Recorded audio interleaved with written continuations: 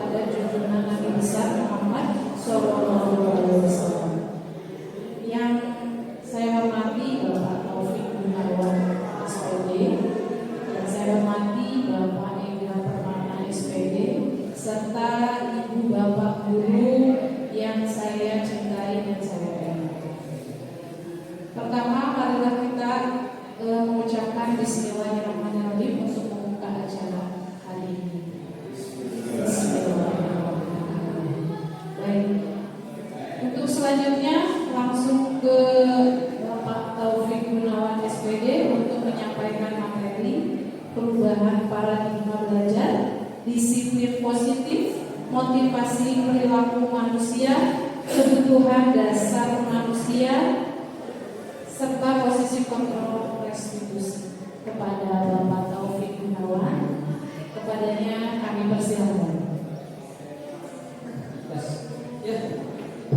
Terima kasih Ibu Gatot. Izin saya berdiri Ibu ya, biar lebih bersahabat lagi. Baik Bapak Ibu yang saya hormati, izin saya ingin menyampaikan pembahasan terkait dengan diseminasi budaya positif yang kami sudah pelajari, di mana konsepnya ini adalah kami harus bisa menyampaikan pembelajaran dari penerapan konsep inti dari modul budaya positif. Mudah-mudahan di SMK kita yang cinta ini bisa kita imbaskan, bisa kita implementasikan kegiatan budaya positif sehingga kita menjadi sekolah-sekolah yang unggul, menghasilkan, mencetak generasi-generasi muda yang berprestasi. Bapak Ibu yang saya hormati, ada beberapa materi yang saya sampaikan yang merupakan kunci dari konsep inti budaya positif. Yang pertama, kita mulai dari perubahan paradigma belajar. Bagaimana kaitannya dengan disiplin positif, kemudian ditunjang dengan motivasi perilaku manusia, apa yang mendasarinya, kebutuhan dasar manusia, kemudian bagaimana mengontrol daripada motivasi itu, kita terjemahkan dalam proses positif dan akan kelas sampai akhirnya tingkat terakhir adalah melaksanakan segitiga restitusi yang nanti akan kita bagi dalam 2 sesi bersama saya dan bersama BK. Yang pertama adalah pembelajaran dengan paradigma baru, Bapak Ibu. Inti dari pembelajaran paradigma baru ini berarti kita membuat sebuah konsep pembelajaran yang tujuan utamanya adalah bagaimana mencetak generasi muda, mencetak siswa-siswi sampai kepada penciptaan profil pelajar Pancasila dengan basis pembelajaran berdiferensiasi. Bapak Ibu sudah pernah mendengar? Sudah melaksanakan pembelajaran berdiferensiasi? Belum ya? Mudah-mudahan nanti kita imbaskan. Lanjut Pak.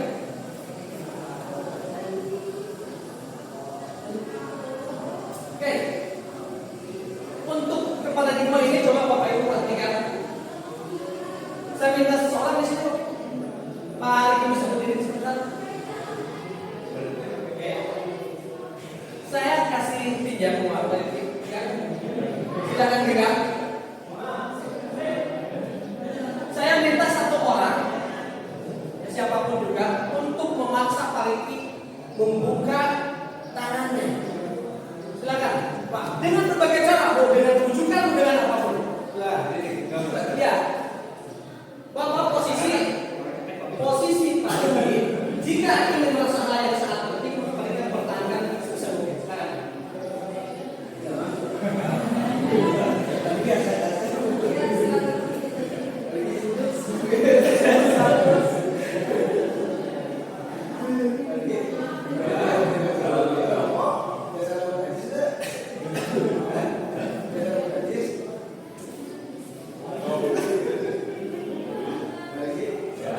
Silakan. Biasa. Oke. Terima kasih. Terima kasih Pak, silakan. Baik Bapak Ibu, hapus dulu untuk kita semua.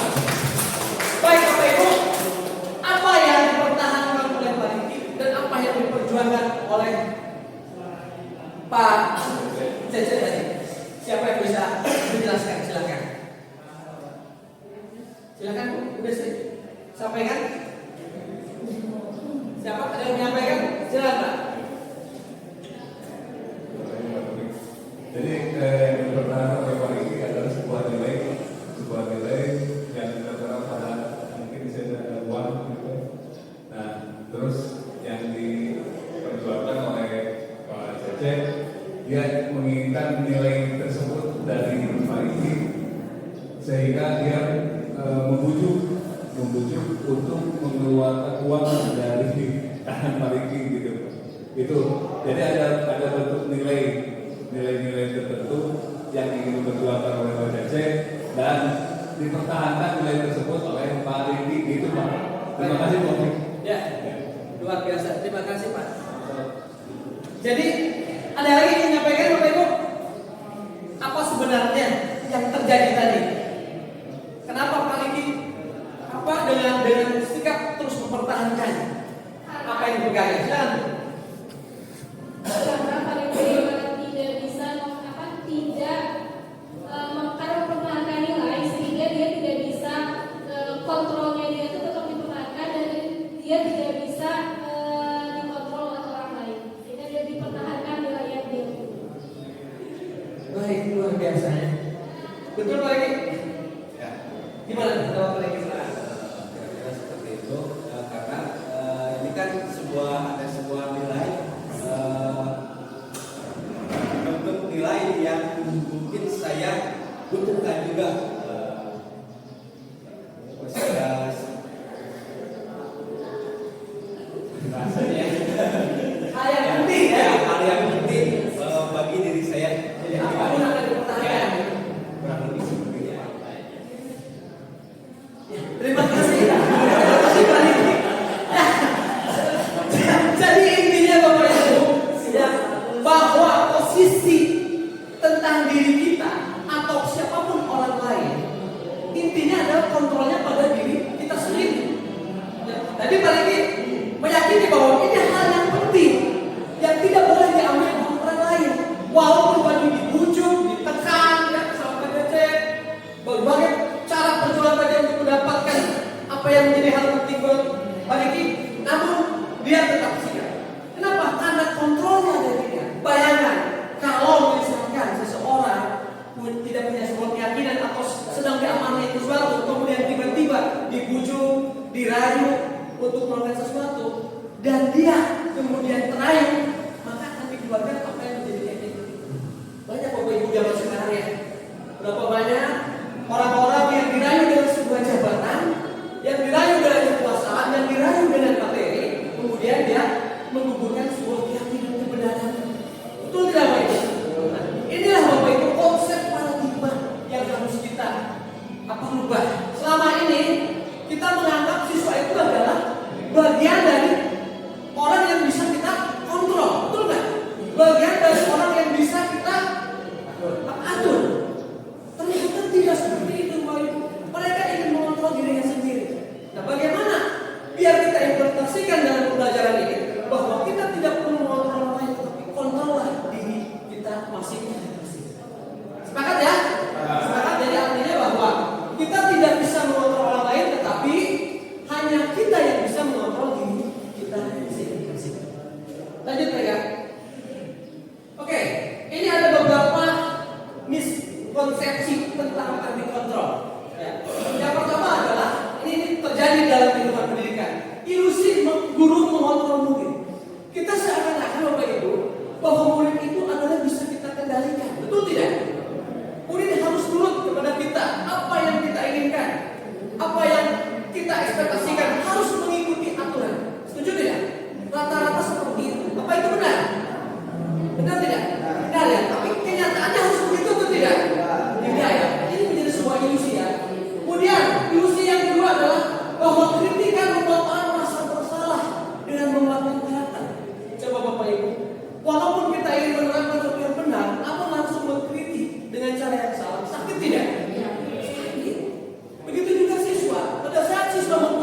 sebuah kegagalan perilaku kemudian kita kritik, ya apalagi di depan siswa atau depan orang lain, mereka berpikiran bukan ingin memperbaiki, tetapi justru malah merasa sakit. Ini yang harus kita perhatikan ya. Berikutnya adalah ilusi bahwa semua penguatan positif itu efektif dan bermanfaat. Seringkali tidak selamanya kita memuji orang itu menjadi lebih baik, itu tidak. Kadang-kadang pujian justru membuat orang itu semakin apa coba kira-kira? Semakin merasa diri paling hebat. Padahal itu tidak akan memperkuat karakter yang positif. Oleh karena itu, ilusi-ilusi ini kita coba evaluasi lagi. Jangan sampai fokus kontrol kita itu salah. Dan yang lain adalah ilusi bahwa orang dewasa itu memiliki hak untuk memaksa. Kadang-kadang anak kecil yang inginnya tuh anak kecil kok suruh padahal belum tentu kita beda. Nah, kondisi ini yang membuat orang menjadi tertekan. Coba mau ibu kalau kepada siswa, ya, pada saat siswa sedang bicara di depan, kita merasa kesal dan pasti selalu ingin melakukan kontrol, walaupun dengan cara-cara yang penuh penekanan. Sebenarnya ini merupakan sebuah ilusi yang harus kita evaluasi ulang dalam menerapkan kontrol kepada siswa-siswa. Jadi ada 4 hal disposisi dari kontrol yang harus kita benahi. Setuju ya? Baik, lanjut mereka. Ini ada sebuah kalimat indah dari Stephen Covey bahwa bila kita ingin membuat sebuah kemajuan perlahan, sedikit-sedikit ubahlah sikap atau perilaku Anda, perilaku kita. Namun bila kita ingin memperbaiki cara-cara utama kita, maka kita perlu mengubah kerangka acuan. Ubahlah bagaimana kita melihat dunia, bagaimana kita berpikir tentang manusia. Ubahlah paradigma kita, skema pemahaman dan penjelasan aspek-aspek yang tertentu dalam garis. Ada Bapak Ibu yang bisa menjelaskan ini? Kira-kira apa maksudnya? Statement ini intisarinya apa? Bahwa jika ingin membuat sebuah kemajuan perlahan-lahan sedikit-sedikit, ubahlah sikap atau perilaku. Namun bila kita ingin memperbaiki, apa maksudnya? Saya bisa jelasin nggak Pak? Buat Bapak gimana? Assalamualaikum, terima kasih. Mungkin sedikit menggambarkan atau mengilustrasikan hasil dari tentang bagaimana kita sebagai guru untuk mengontrol orang lain. Jadi salah satunya paradigmanya kita harus memperbaiki diri kita dulu sebelum kita menurut terhadap orang lain. Intinya kita harus memberikan contoh perilaku terhadap orang lain biar orang lain yang akan menilai dan meniru kita. Mungkin itu Pak sedikit. Baik, terima kasih Pak Yajid. Ada lagi Bapak Ibu yang ingin menyampaikan paradigma ini? Paradigma di mana stimulus respon menjadi teori kontrol. Artinya stimulus respon itu adalah respon kita terhadap perilaku orang lain. Ya, tapi justru kita balik menjadi pendekatan dengan teori kontrol tadi. Pada saat kita mendapatkan anak yang salah, maka posisi kita adalah harus memiliki kontrol dulu. Jangan langsung menjustifikasi anak. Ini maksudnya dari paradigma dari stimulus respon kepada pendekatan teori kontrol. Setiap orang melakukan sebuah perilaku pasti ada alasan. Seringkali alasan inilah yang tidak kita mau tahu. Kalau kita mau tahu, kita analisis dulu, maka kita tidak akan mengontrol orang lain dengan satu salah. Ya. Ini pentingnya paradigma yang harus kita ubah dulu dalam menyikapi kegagalan perilaku. Nanti akan berlanjut dengan minggu dasar sebagai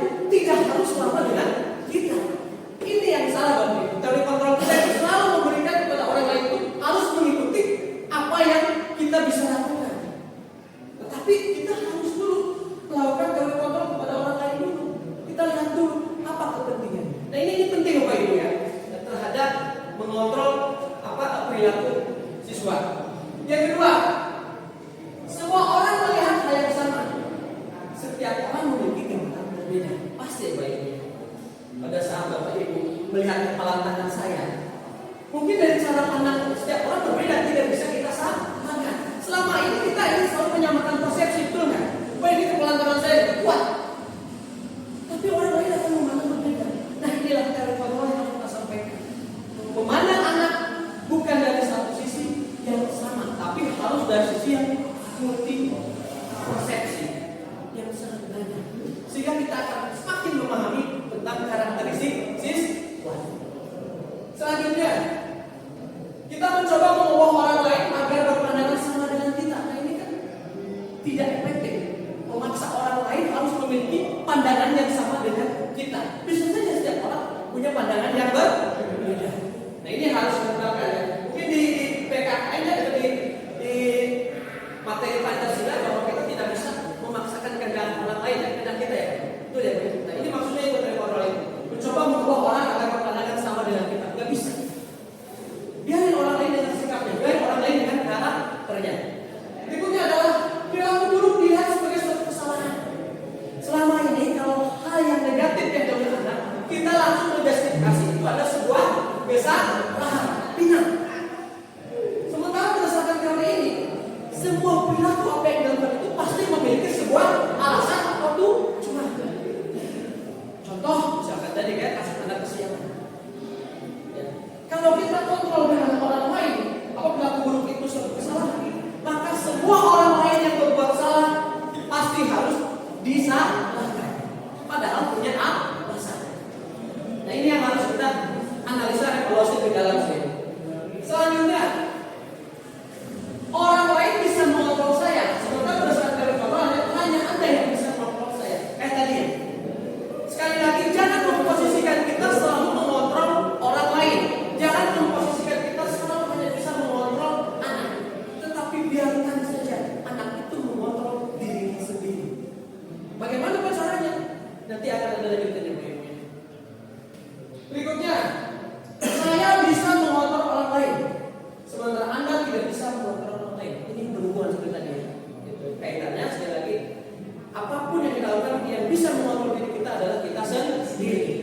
Sehingga pada saat kita bisa mengontrol diri sendiri, apapun yang kita lakukan akan terasa nikmat tanpa ada tekanan dari orang lain.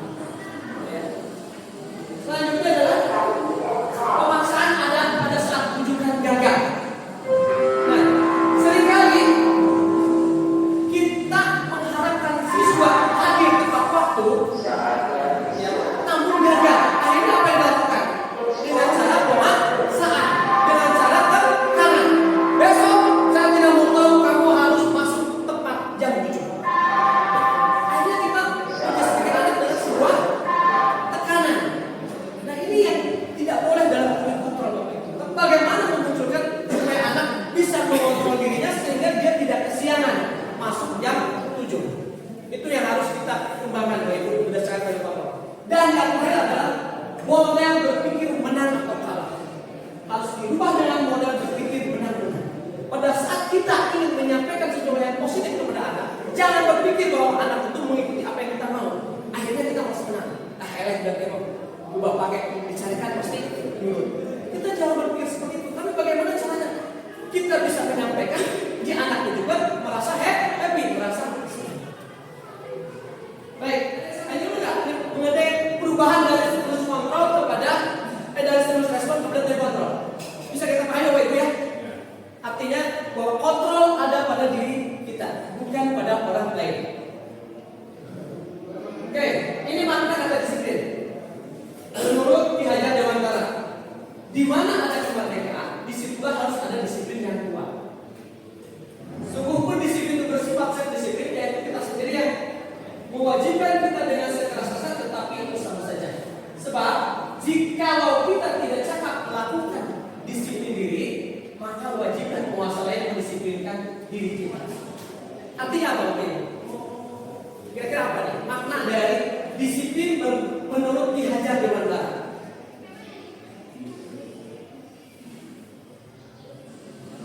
Ini bisa dilihat kameranya. Ada yang bisa sampaikan dulu maknanya. Jika kita tidak cakap melakukan disiplin baik, maka wajiblah penguasa lain mendisiplinkan diri kita. Artinya, pada saat kita tidak bisa mengendalikan kontrol diri sesuai dengan yang diharapkan wajib ada orang lain yang harus mengontrol. Ini, jadi masalahnya di sini Pak Ibu. Pada saat susah, siswa-siswa kita mengontrol dirinya, maka cara terakhir adalah harus ada sistem, harus ada orang lain yang memberikan pengaturan, yang mengontrol mereka. Berarti ini cara terakhir Pak Ibu. Pada saat semua siswa tidak bisa kita bangkitkan kontrol dirinya, maka wajib aturan, wajib orang lain untuk mengontrolnya, termasuk kita. Terpaksa.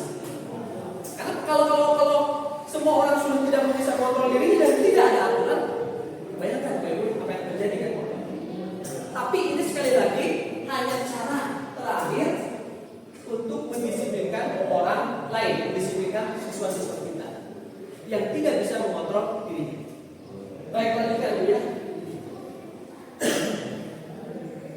Oke, tujuan disiplin positif.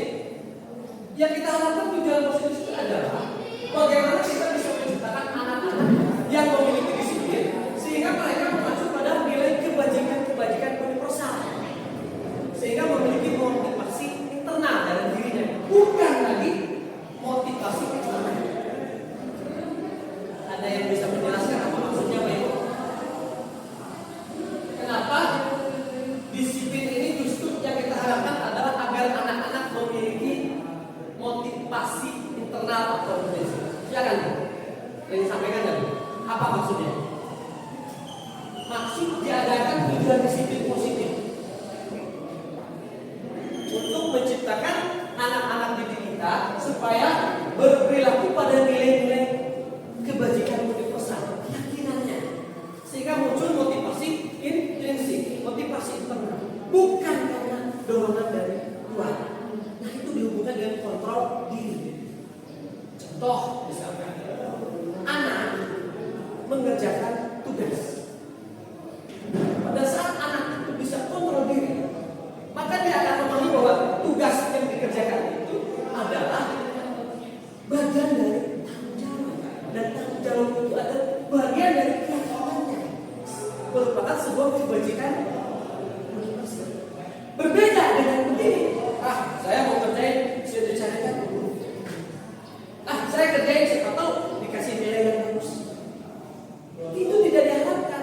Yang paling penting justru anak memiliki rasa tanggung jawab, bukan karena dipatok eksternal, karena takut dihukum oleh guru atau takut tidak mendapatkan nilai yang. Tapi pada saat anak sudah memiliki nilai keyakinan kuat, mau salah mau benar, yang penting ini bagian dari tanggung jawab saya mengerjakan. Kenapa? Nanti dengan kontrol anak sudah bisa mengontrol dirinya bahwa nilai-nilai keyakinannya itu dia pegang. Walaupun ada guru, walaupun tidak ada, walaupun tugas itu dikumpulkan, walaupun tidak. Contoh ya sering kita lihat ya, misalkan di kelas, kalau anak-anak kita sudah punya teori kontrol tentang dirinya, pada saat tidak ada guru, maka mereka tidak akan ribut, betul tidak? Mereka akan belajar tentang ini. Inilah yang belum bisa kita ciptakan dalam pendidikan baik. Kenapa? Karena kita belum bisa menciptakan kontrol-kontrol bagi anak-anak tersebut. Selama ini mereka hanya terdiam, mereka hanya terkondisikan pada saat ada guru. Tidak ada guru di luar. Kenapa? Karena dia tidak memiliki sebuah keyakinan universal dalam dirinya. Tidak tertanam rasa kontrolnya. Pada saat Bapak Ibu pakai helm, maka apa kontrol dalam diri Bapak Ibu? Keyakinan apa? Keselamatan. Sayang tidak. Tapi kalau Bapak Ibu tidak punya kontrol positif, yang penting tidak ada polisi. Kalau ada polisi, itu kan yang. Sehingga apa efeknya? Kalau ada polisi, ya harusnya nggak usah pakai helm. Jadi semua kecelakaan. Ada yang disampaikan dulu Bapak Ibu kaitan materi ini? Cukup dulu ya. Baik, lanjut ya. Masih banyak materinya. Oke, lanjut aja ini. Nah, ini Bapak Ibu contoh-contoh nilai kebajikan universal yang kita harapkan. Pada kurikulum Merdeka sudah jelas ya. Targetnya ini. Jadi seiring dengan proyek K5 ya. Profil pelajar Pancasila. Kurikulum Merdeka itu adalah berbasis profil pelajaran Pancasila, mulai dari beriman, mandiri, bernalar kritis, pendidikan global, gotong royong kreatif, di mana ini nanti turunkan menjadi beberapa sub elemen, beberapa sub dimensi. Kita hubungkan dengan kompetensi abad 21 yang dibutuhkan apa? Berpikir kritis, kemudian komunikatif, kreatif dan berkolaborasi. Ini kurang lebih pembelajaran universal yang coba kita tanamkan kepada siswa-siswi dengan basis teori kontrol. Ada lagi kalau lain kebajikan universal itu banyak. Silakan temukan sendiri apa saja nilai-nilai kebajikan universal ini supaya nanti akan menjadi sebuah keyakinan pada diri anak. Ini hanya contoh saja. Contoh saja yang bisa kita kembangkan dari profil pelajaran Pancasila dan kompetensi abad 21 yang memang saat ini sedang ya. Lanjut ya. Kita bicara motivasi. Motivasi untuk manusia. Bapak Ibu bisa baca sejenak, kemudian tolong komentari. Silakan.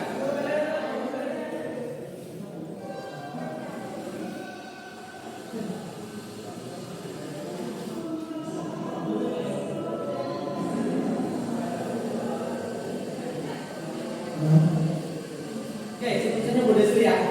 Oke Bapak Ibu, saya tadi mengundang di grup WA ya, diseminasi. Ya, kemudian di situ narsumnya jelas data EGA. Ya, yang melihat saya di WA begitu banyak dari grup itu. Yang hadir adalah seperti ini. Saya tanya kepada Bapak Ibu sekalian, kenapa Bapak Ibu hadir di sini? Bisa dijawab? Boleh saya? Boleh, silakan. Untuk saya pribadi mungkin ingin mendapatkan pemahaman baru Pak. Ya soalnya ada tugas yang hampir sama untuk PP provinsi. Baik, terima kasih Pak Riki.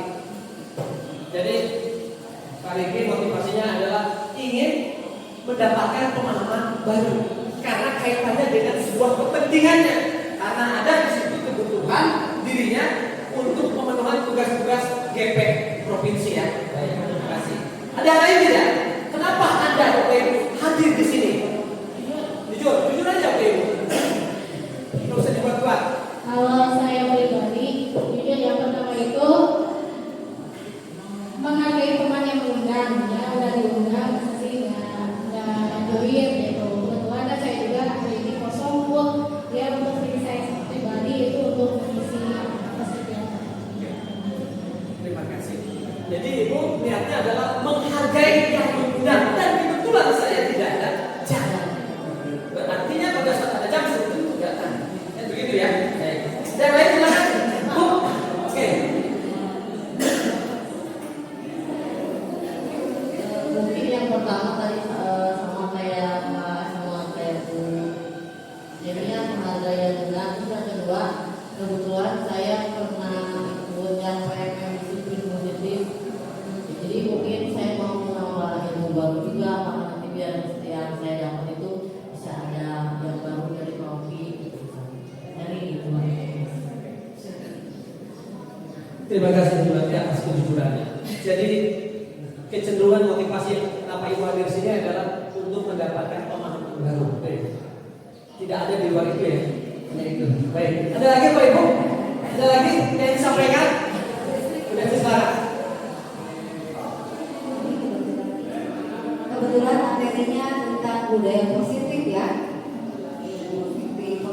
Jadi kalau kita tidak berusaha menerapkan budaya positif ke siswa, tetapi kita sendiri tidak mengaplikasikannya, maka bagaimana bisa diterapkannya? Kita menuntut siswa untuk bisa menghargai, tetapi kita sendiri pun tidak melakukan. Terus hal lain adalah saya ingin menggali bagaimana sebenarnya menerapkan disiplin positif ke siswa. Itu saja.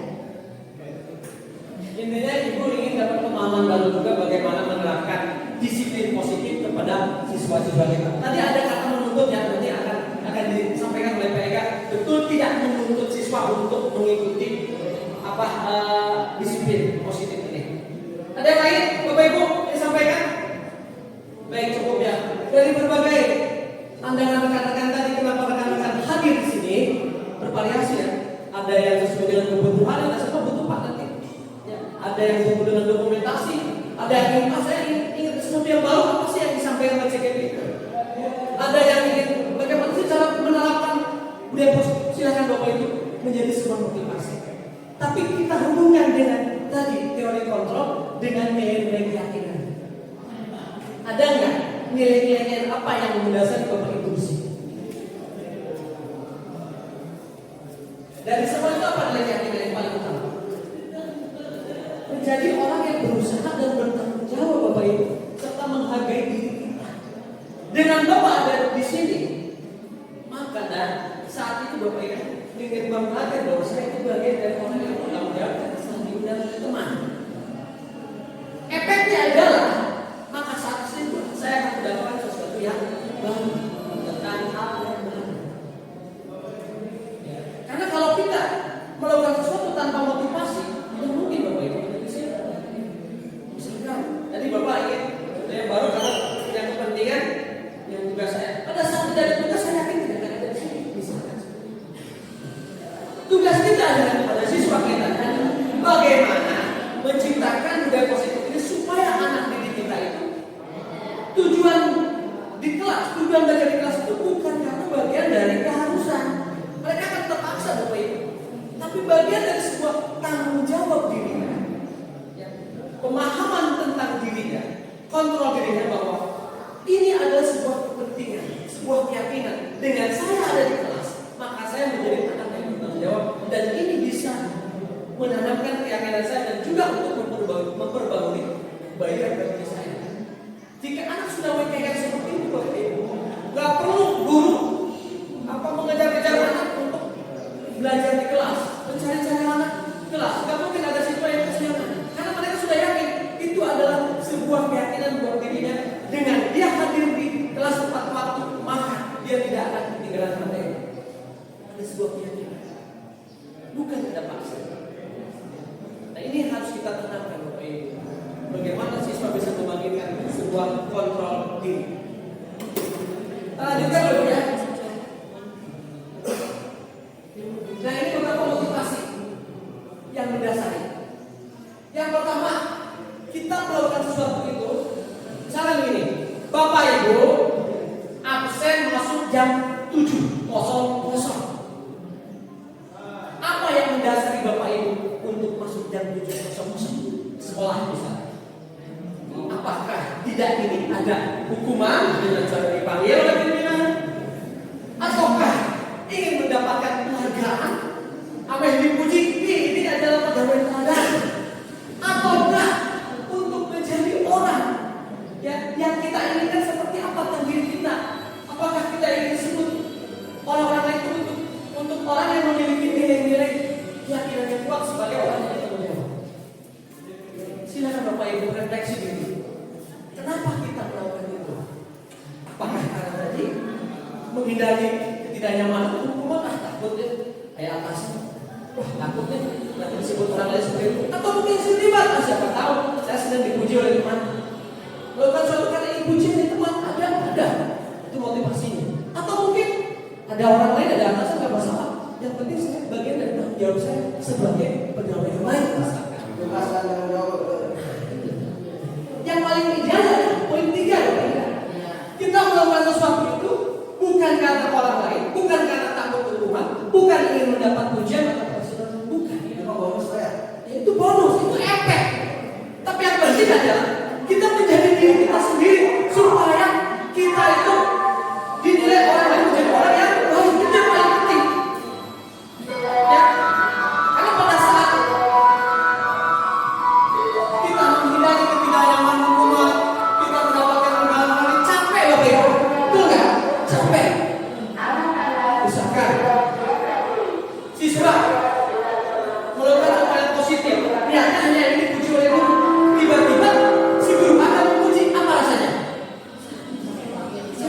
Contoh, kita sudah mengerjakan sesuatu dan harapan supaya atasan kasih apresiasi. Dua ekspektasi yang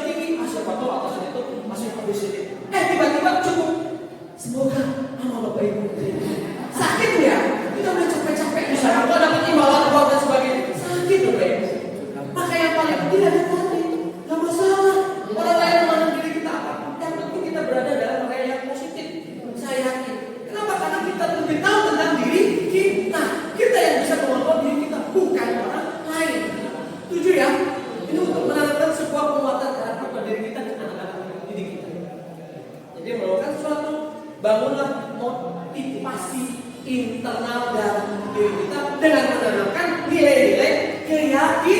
Nah, dalam konteks yakin loh Bapak Ibu, masa bodoh yang pandangan orang lain. Cek adil ya makanya. Jangan pernah kita itu menghabiskan waktu untuk menilai orang lain, tapi perbanyak waktu itu untuk menilai diri kita. Kan selama ini kita senang ada orang lain. Si Bapak A begini, si B begini, sebenarnya kita tidak pernah melakukan mengevaluasi diri. Ini yang salah ya. Jadi kita coba mulai dari diri kita membangun sebuah motivasi internal dengan menanamkan nilai-nilai kebajikan. Terusnya akan diibaskan kepada siswa-siswa kita.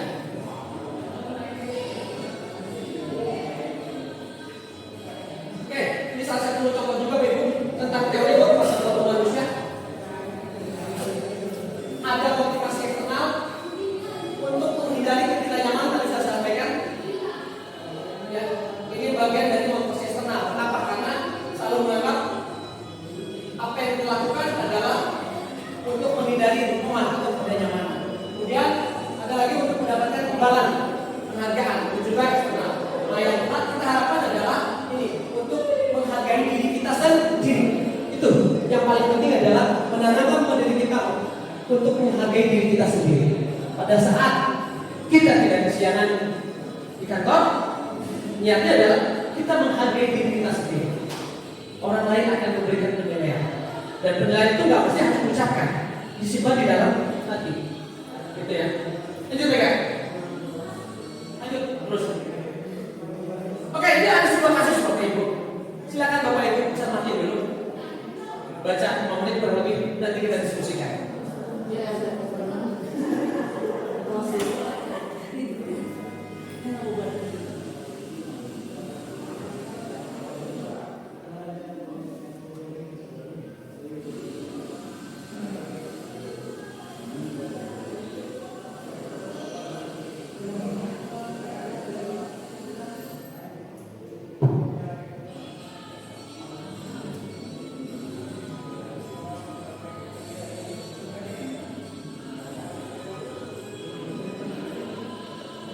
Baik, ada yang bisa sampaikan bagaimana tanggapan Bapak Ibu sebagai guru, setuju nggak dengan sikap Pak Peno ini?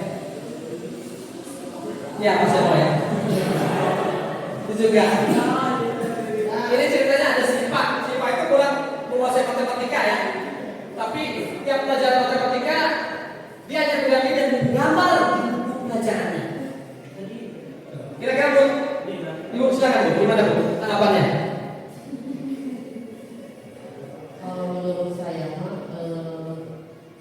yang dilakukan pasien itu kurang tepat ya, karena kalau seperti itu kan dia menjudge seseorang terus tanpa bertanya dulu apa yang dia alasan kenapa dia tidak menyukainya, tidak mengenai kenapa malah langsung mempermalukan anak itu di depan teman-temannya, ya kan?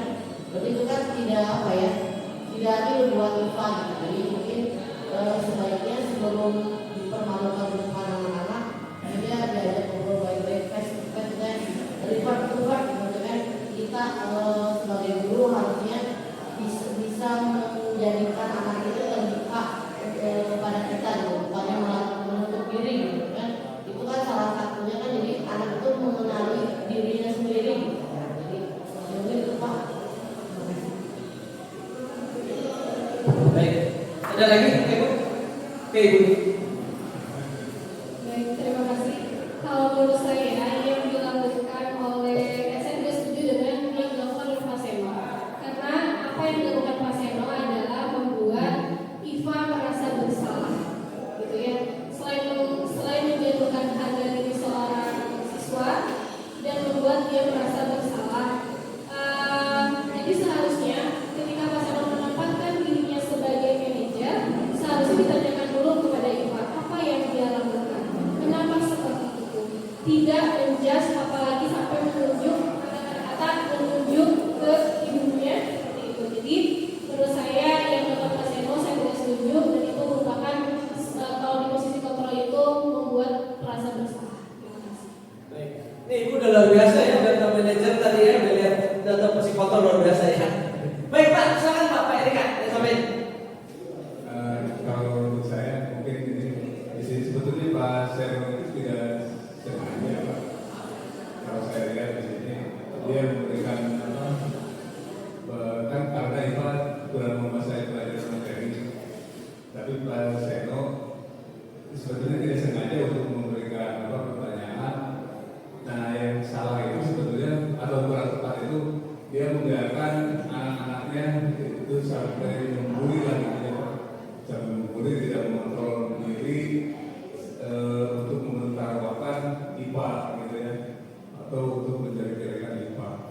kontrol diri dari semua siswa itu kurang gitu. Nah, kenapa Pak Seno ini tidak mengingatkan ke siswa-siswa tersebut? Ini harusnya dikontrol dirinya gitu, diri anak tersebut. Jadi kalau saya seperti itu Pak, saya kurang setuju.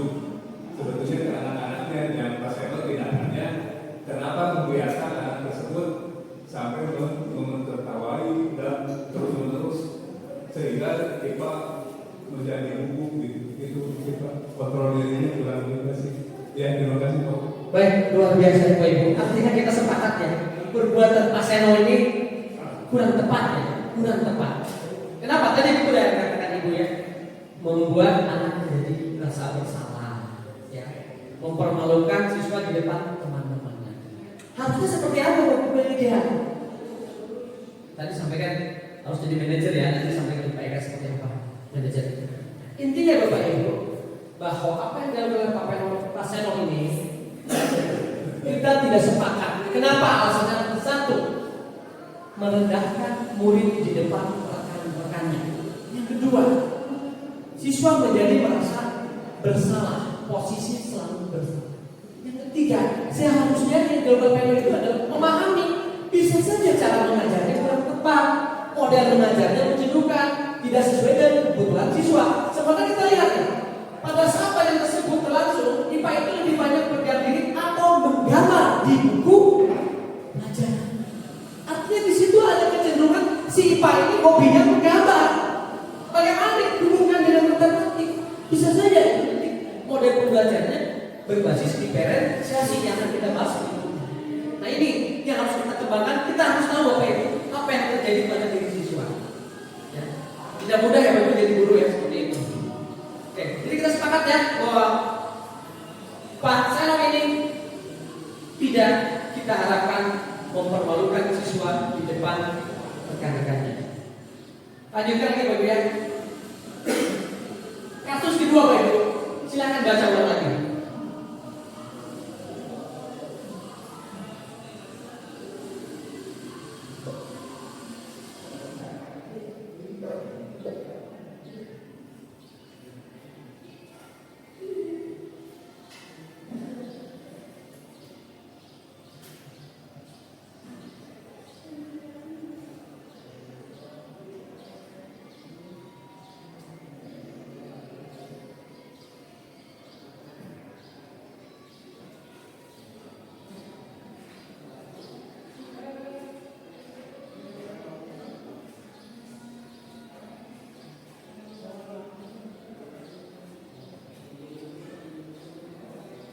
Ya. Oke. Jadi ada sebuah kasus, ya nggak perlu di SMK ya, mungkin di SD atau TK ya. Bagaimana Ibu Anas ini menginginkan siswa-siswinya untuk tertib di depan kelas sebelum masuk kelas. Dengan apa? Menciptakan ketertiban karena ada stiker. Iming-iming itu berarti adalah reward, penghargaan. Dan anak berbondong-bondong ya, karena ini dapat stiker bintang. Berarti motivasi anak apa? Stiker. Motivasi apa? Internal atau eksternal? Eksternal. Ya. Suatu saat Ibu Anas itu sakit, digantikan oleh Pak Heru. Pak Heru kan belum tahu ya aturan main apa yang namanya Ibu Anas. Sementara Bu Anas yakin anak-anak itu udah tertib, ya, karena berebut bintang tadi. Nah, ternyata kemudian Pak Heru tidak mengetahui tentang stiker itu. Pada saat masuk kelas itu saya dan saya bertugas kembali berebutan masuk kelas. Apa yang terjadi? Mengapa?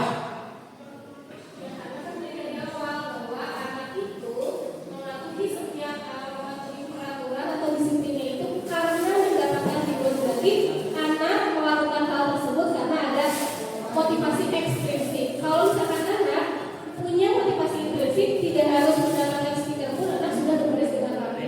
Karena dari awalnya ada motivasi ekstrinsik, jadi anak susah untuk dibiasakan. Betul ya. Kenapa? Karena anak tadi dasar motivasinya adalah penghargaan, bukan keyakinan dalam diri. Selama ini kan kita senang mengiming-imingi anak ya. Nah, kamu sudah rajin ya, nanti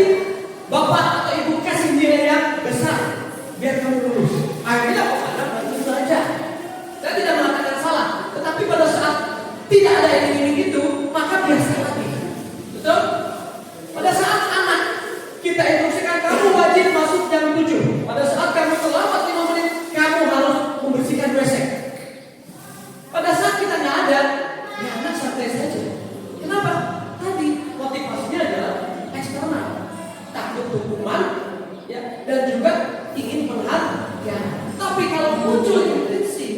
Maka sekali lagi ada aturan, ada pemantau, tidak ada kesamaan saja. Dia melakukan sesuai dengan konsep kepribadiannya berdasarkan nilai-nilai kebajikan universal.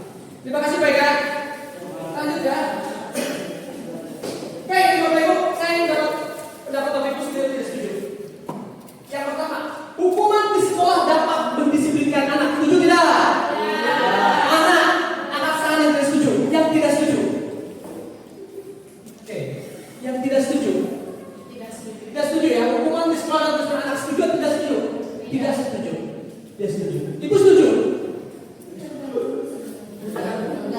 Apa Pak? Pendapat saudara kita? Sebenarnya antara setuju atau tidak setuju itu tergantung dari anaknya. Apakah memang si hukuman tersebut membuat anak itu jerah atau tidak? Nah, kalaupun misalnya hukuman tersebut tidak membuat jerah, berarti tidak berhasil kan? Tidak setuju. Tapi kalau hukumannya membuat jerah, ya berarti bisa disepakati atau disetujui. Terima kasih. Yang tadi tidak setuju apa?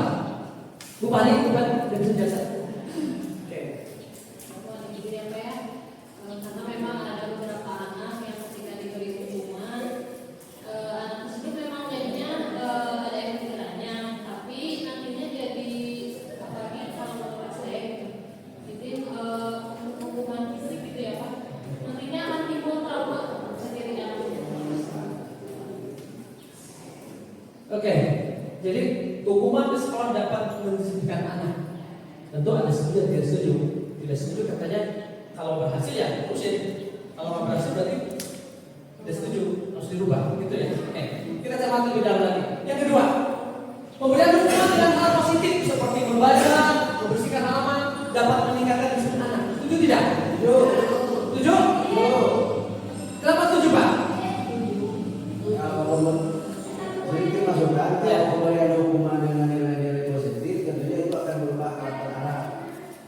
Karena dia akan merasa tanggung jawab dengan kesalahannya, dan dia akan mengontrol diri bahwa hukuman itu ternyata hukuman yang baik dan positif yang merubah perilaku anaknya. Mungkin itu. Baik, ya. Yang ketiga, memberi penghargaan dapat meningkatkan motivasi belajar siswa. Penghargaan, setuju tidak? Setuju? Setuju, baik. Yang keempat, membuat anak merasa bersalah, memberi dampak lebih ringan dibanding menghukum. Setuju tidak? Tidak. Kenapa? Kenapa Bu? Kenapa tidak setuju? Mungkin ini alasan saya terkorelasi dengan hukuman di sekolah dapat mendisiplinkan anak tadi ya. Kalau kita sebatas misalnya nih, kalau membuat anak merasa bersalah, kita hanya sebatas apa ya? Kamu tuh begini kan gitu ya. Itu akan membuat dia secara psikologis akan down, kemudian menjadi merasa minder. Nah, kesadaran dia merasa tidak mampu melakukan hal apapun. Nah, tetapi kalau disiplin tadi mungkin sepertinya tergantung seperti tadi yang saya sebutkan tadi, makanya ketika motivasi internalnya belum ada, maka kita yang membangunnya. Mungkin itu saja. Baik. Nanti jawabannya simpen masing-masing, karena tidak ada setuju dan setuju. Jawabannya akan dapat setelah materi ini sampai tuntas. Baik, kita lanjutkan ya. Oke, ini lanjutin saja. Nah, ini ada sebuah kalimat yang menurut saya sangat bagus sekali, bahwa penghargaan berlaku sama dengan hukuman. Aneh ya, penghargaan sama dengan hukuman. Dalam arti meminta atau membujuk seorang melakukan sesuatu untuk memenuhi suatu tujuan tertentu dari orang-orang yang meminta atau membujuk. Dorongan eksternal akan ada faktor ketergantungan. Beberapa dampak dari penghargaan. Ada yang bisa dipahami kan maksudnya apa?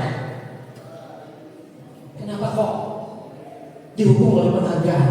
Artinya penghargaan itu sesuatu hal yang hukumannya hampir mirip sama dengan hukuman. Betul tidak? Contohnya begini. Tadi saya sudah nyampein. Pada saat kita memberikan penghargaan kepada anak yang sudah mengerjakan tugas, baik itu ujian, dalam bentuk materi atau apapun, kasih reward. Kemudian pada saat kita tidak memberikan, ada suasana hati yang berbeda tidak? Ada ya. Kenapa? Karena anak sudah dibiasakan dikasih pujian, maka harapan ada pujian. Pada saat sebuah pekerjaan yang kita lakukan selalu ingin mendapatkan pujian penghargaan dari atasan, maka pada suatu ketika atasan tidak memberikan penghargaan dan pujian, maka akan terasa sakit. Begitu juga siswa boleh. Kenapa? Karena kita terlalu meyakini bahwa penghargaan ini akan menaikkan motivasi siswa. Padahal belum tentu. Justru bisa saja itu menjadi sebuah hukuman buat dirinya, bahwa dia melakukan sesuatu itu harapannya adalah penghargaan. Padahal saat dia tidak mendapatkan penghargaan, sakit, akan merasa tidak nyaman dalam dirinya. Mirip dampaknya seperti kena hukuman. Kalau dihukum sakit, tidak diberi penghargaan sakit. Artinya identik dengan hukuman. Maka penghargaan tidak selamanya meningkatkan motivasi internal diri siswa. Nah ini dia hati-hati, bukan berarti tidak boleh memberikan penghargaan, tapi jangan sampai penghargaan itu menjadi sebuah ketergantungan. Ya, saya tidak menyalahkan bahwa penghargaan itu tidak boleh, wajib ada. Contoh misalnya dalam sebuah pelatihan, ada apa harapan kita apa? Sertifikat. Akhirnya materinya memang penting sertifikat. Nah ini juga kan sebuah penghargaan. Pada saat dia ada sertifikat atau kita tidak bisa download sertifikat, aduh, kerasa Bapak Ibu, kecewa. Ya, nah ini yang harus kita antisipasi, jangan sampai anak tergantung dengan penghargaan. Dan kita pun jangan terlalu membiasakan kepada anak itu memberikan penghargaan. Contoh kepada anak-anak kita itu di rumah ya. Kamu sholat, nanti sama mama dikasih uang. Akhirnya anak sholat untuk mendapatkan uang. Ketika ibunya nggak ngasih uang karena punya duit, anak jadi nggak sholat. Atau anak sholat tapi kecewa kan? Asli mama, kenapa hari ini ngasih uang aku? Betul nggak? Nanti kan tidak selamanya penghargaan memunculkan motivasi intrinsik. Jadi hati-hati dengan penghargaan baik-baik. Setuju ya? Sepakat ya? Oke, lanjut ya. Oke, Bapak Ibu, silakan ada 7 poin yang bisa dibaca. Ada hukuman dan konsekuensi. Tapi sebelum ke sini, saya tanya dulu apa bedanya hukuman dan konsekuensi? Ada yang bisa menyampaikan nggak? Apa bedanya antara hukuman dan konsekuensi? Silakan Bu. Kalau hukuman mah diberikannya tidak adanya hubungan dengan yang dilakukan. Kalau konsekuensi mah adalah sebuah konsekuensi yang ada korelasinya dengan kesalahan itu. Ya, kita analisa tindakan guru, hukuman atau konsekuensi. Tadi betul ya, bahwa hukuman itu tidak ada hubungannya dengan perilaku yang dia lakukan, yang siswa lakukan. Tapi kalau konsekuensi, intisarinya adalah ada hubungan, ada kaitan dalam rangka pemenuhan kebutuhannya sebenarnya, kebutuhan dasarnya apa? Ya, yang pertama, mencatat 1000 kali dalam buku kalimat, saya tidak akan terlambat lagi karena terlambat sekolah. Hukuman atau konsekuensi? Hukuman ya. Kenapa hukuman? 100 kali ya. Dan nggak ada hubungannya ya, kita terlambat ya. Benar ya? Setuju nggak kalau hukuman? Setuju. Bukan konsekuensi ya, bukan ya? Apa hubungannya? Karena terlambat membuat pernyataan saya tidak akan Konsekuensi, ini konsekuensi. Baik, ini konsekuensi. Oke. Ada yang berpendapat lain hukuman atau konsekuensi sekali lagi? Konsekuensi. Ya udah, nanti kita lihat jawabannya ya. Yang kedua, lari mengelilingi lapangan basket. Hukuman ya, udah jelas hukuman ya. Karena terlambat nanti di sekolah. Kedua, murid diminta push up 15 kali karena tidak menggunakan masker di sekolah. Hukuman. Yang keempat, menggantikan tugas teman yang telah dicoret. Konsekuensi. Yang kelima, membersihkan tumpahan air dia tulis. Konsekuensi. Meminta murid tidak mengenakan sepatu syariah di sekolah karena tidak mengenakan sepatu hitam.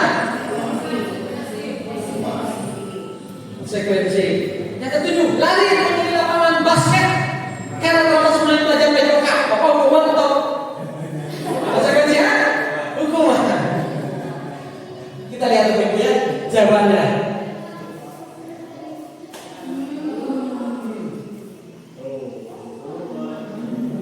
Ya.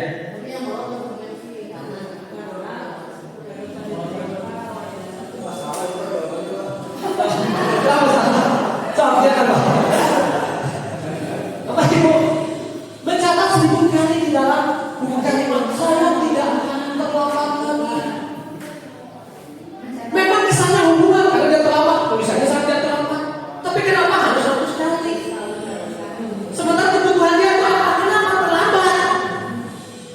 Konsekuensi itu lebih mengarah kepada bahwa dia itu melakukan sesuatu itu untuk memenuhi kekurangannya, Bapak Ibu. Dia terlambat. Artinya konsekuensinya apa juga? Ya misalkan terlambat masuk. Kalau terlambat masuk kelas, maka di situ apa? Ada pelajaran yang kurang kan, yang dia terima. Bisa saja mengerjakan tugas tambahan. Itu konsekuensi. Lebih bermanfaat kan? Jangan ditulis satu kali apa manfaatnya bisa terlambat sana. Itu hukuman Bapak Ibu. Tapi kalau gini, nah karena kamu sudah terlambat 20 menit pelajaran Ibu, kamu akan ketinggalan pelajaran loh. Sekarang bayar kamu kerjain tugas ini untuk meningkat untuk apa? Meningkat pembelajaran. Ya, untuk mengejar pembelajaran yang ketinggalan. Setuju nggak? Itu konsekuensi. Yang kedua, hukuman jelas ya. Disiplin dulu hukuman. Yang ketiga tadi benar hukuman juga. Yang keempat jelas konsekuensi. 5 konsekuensi dan benar tadi. Yang keenam jelas hukuman. Dan tadi yang ketujuh ya Pak. Jadi kalau anak lagi, ya sebenarnya itu olahraga. Betul karena ada hubungan kaitannya dengan PJOK supaya anak jadi bugar. Kan bisa ya. Lagi pula kalau 2 kali itu ringan lah gitu ya. Jadi bukan hukuman cocok. Tapi kalau pelajaran saya suruh keliling, nah berarti itu hukuman. Oke, lanjut ya. Oke, lanjut aja. Nah, terakhir kebutuhan dasar manusia. Apapun yang dilakukan oleh kita, oleh siswa, intinya adalah untuk memenuhi ini. Ya, ada bertahan hidup, ada kayak saya, penguasaan, kebutuhan, kesenangan. Intinya ini Bapak Ibu. Pada saat kita menemukan kegagalan perilaku siswa, maka evaluasi dulu tentang 5 kebutuhan dasar ini. Jangan-jangan anak ini memang lagi kebutuhannya. Misalkan saat Bapak Ibu mengajar, anak ribut terus. Kenapa ya? Jangan-jangan ada kebutuhan yang belum terpenuhi. Kira-kira apa masuk sini kan? Bisa saja mungkin dari ini kebutuhan anak pilihan. Dia bosan dengan cara ngajar kita, akhirnya ribut. Coba kalau menyenangkan pelajaran, saya yakin dia akan ribut. Kita paham ya terus, oh berarti saya harus lakukan perubahan dalam model pembelajaran. Tidak bisa kita menjelaskan, kamu mau ribut di luar. Selalu gitu kan? Jangan ribut. Kalau kamu nggak perhatiin, nanti ibu kasih nilai jelek. Ternyata kalau kita menurut kepada kebutuhan dasar itu tidak efektif Bapak Ibu. Tapi kita dalami kenapa anak ini punya? Jangan-jangan memang anak ini butuh akan pilihan dalam model-model pembelajaran yang kita berikan tidak menyenangkan. Bisa terjadi itu kan? Itu tolong cermati Bapak Ibu. Ini 5 kebutuhan dasar manusia. Bukan pada diri siswa aja, pada diri kita. Pada saat kita melihat akan kerja kita yang kesiangan, jangan-jangan dia ada sebuah kebutuhan yang belum terpenuhi. Jangan langsung kita menjustifikasi. Bapak tahu nggak itu masuknya berapa? Bapak nggak tahu aturannya. Jam berapa? Bapak telah melanggar aturan ASN misalnya. Tapi kalau kita penuhi ini, oh iya, mungkin orang ini sedang memenuhi kebutuhan dasarnya. Bisa saja keterlambatannya mungkin ada kebutuhan untuk bertahan hidup. Ya, misalkan kurang sehat atau punya kebutuhan lain. Kalau ini kita terapkan, insya Allah baik, akan mudah dalam bersosialisasi dengan siswa-siswa kita. Ini kebutuhan dasar yang memang harus diprioritaskan. Baik, menganalisis kebutuhan siswa. Contoh Bapak Ibu, perilaku siswa memukul teman dengan menghinanya. Jelas ini salah ya. Misalkan ada siswa dia pukul, menghinanya. Pasti kita langsung memberikan hukuman. Kamu salah, pelanggar, hukum. Panggil ke BK, panggil ke BP, panggil orang tua, panggil orang tua sekolah. Dimarahin. Tapi kalau kita cermati dulu, pasti ada alasannya, benar kan? Apapun yang dilakukan orang itu, yang dilakukan anak, pasti ada sebuah alasan sebagai respon dari sebuah perilakunya. Responnya untuk apa? Intinya ke sini, pemenuhan kebutuhannya tadi, memang kebutuhan dasar tadi. Kebutuhannya apa? Kekuasaan. Anak ingin memperlihatkan dirinya lebih hebat, ingin diakomodir oleh teman-temannya bahwa saya adalah anak yang paling hebat, yang harus itu kebutuhan. Ya, bukan berarti itu sebuah pembenaran, tetapi kita cermati, oh ya anak ini memang bingung digituin sama teman-temannya. Gimana caranya supaya kebutuhan itu terpenuhi, tapi tidak berdampak negatif kepada yang lain? Ini bisa cermati Bapak Ibu. Contohnya seperti ini. Pertanyaan yang relevan bisa ke anak. Pada saat anak melakukan sesuatu itu, anak tidak sadar bahwa dia sedang memenuhi kebutuhan kekuasaan, tapi kita tahu, oh anak itu ngejegernya karena apa? Dia ingin dijadikan orang yang hebat di antara teman-temannya. Kita tidak langsung hukum, tapi lebih banyak dalam pada diskusi dengan siswanya. Contoh pertanyaan, apakah ada cara untuk kamu memenuhi kebutuhan kekuasaan tanpa ada kekerasan? Misalkan, misalnya kan dengan menjadikan itu KM ya, KM, sehingga dia lebih punya kekuasaan untuk mengontrol anak didiknya tanpa harus dengan kekerasan. Nah ini salah satu contoh kebutuhan siswa dalam memenuhi kebutuhan dasarnya berdasarkan perilaku yang kita buat. Lanjut ya. Gak terus saja langsung.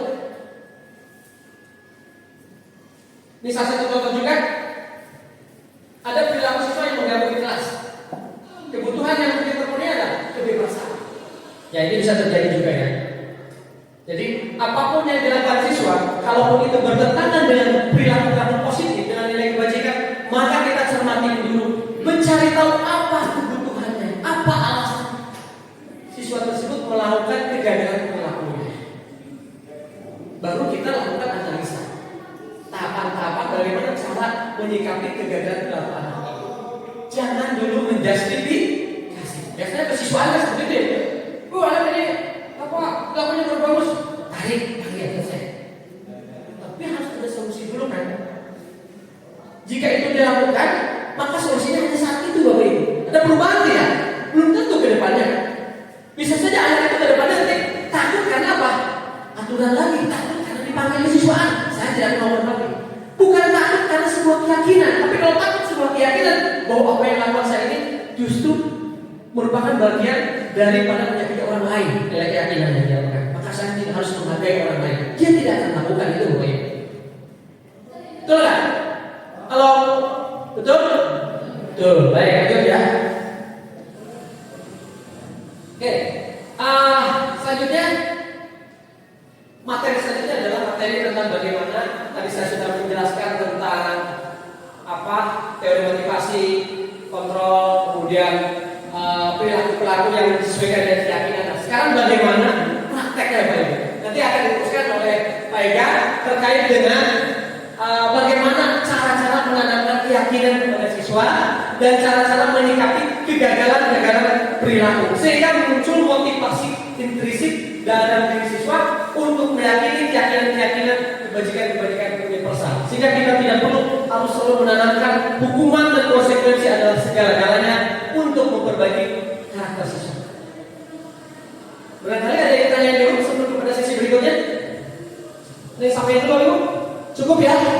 Baik, kalau cukup itu saja yang saya sampaikan, nanti dilanjutkan oleh sesi berikutnya oleh Pak Eka. Terima kasih. Assalamualaikum warahmatullahi wabarakatuh. Saya kembalikan kepada moderator pulang.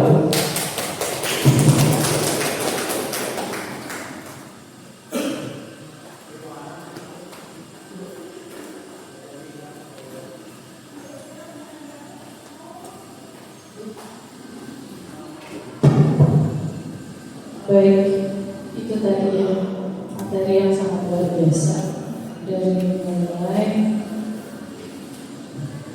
perubahan paradigma belajar, kemudian disiplin positif, motivasi perilaku manusia sampai ke kebutuhan dasar manusia seperti itu ya Pak ya. Jadi intinya kita sebagai guru itu harus punya kontrol yang ada dalam diri kita. Kemudian tanamkan nilai-nilai kebajikan kepada siswa dan bangunlah motivasi dalam diri. Baik itu saja mungkin ya. Kemudian untuk selanjutnya materi selanjutnya akan dipaparkan oleh Pak Ega Permana SPD. Kepada yang kami persilahkan.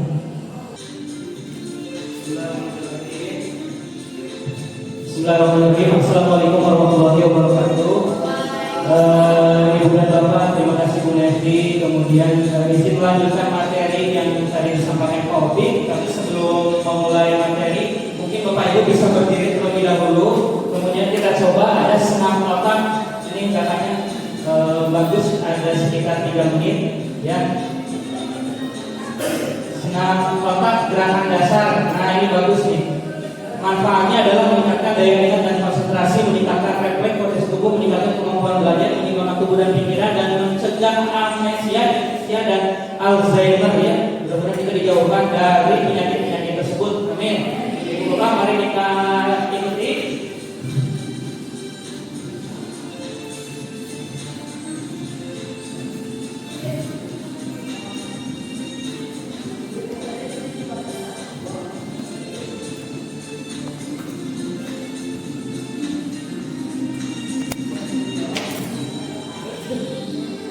Tahan Bu, siap ganti gerakan.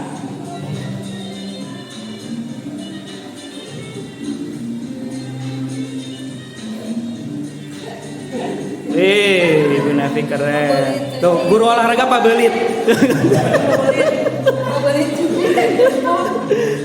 Ayo, Pak Erika, ayo aja ya. Ayo. Tembak kelinci Bu, tembak kelinci.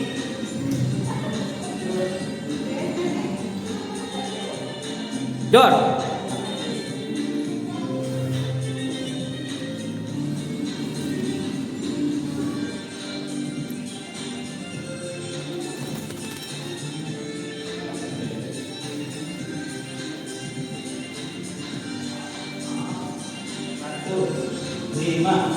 Satu, lima. Bikin segitiga.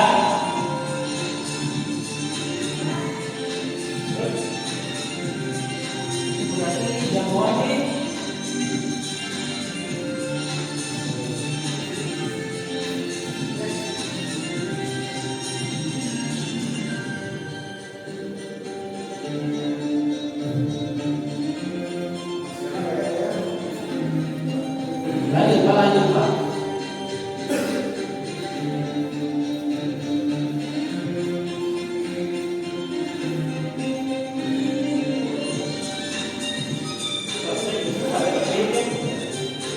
Yang satu ke dalam, satu keluar ya.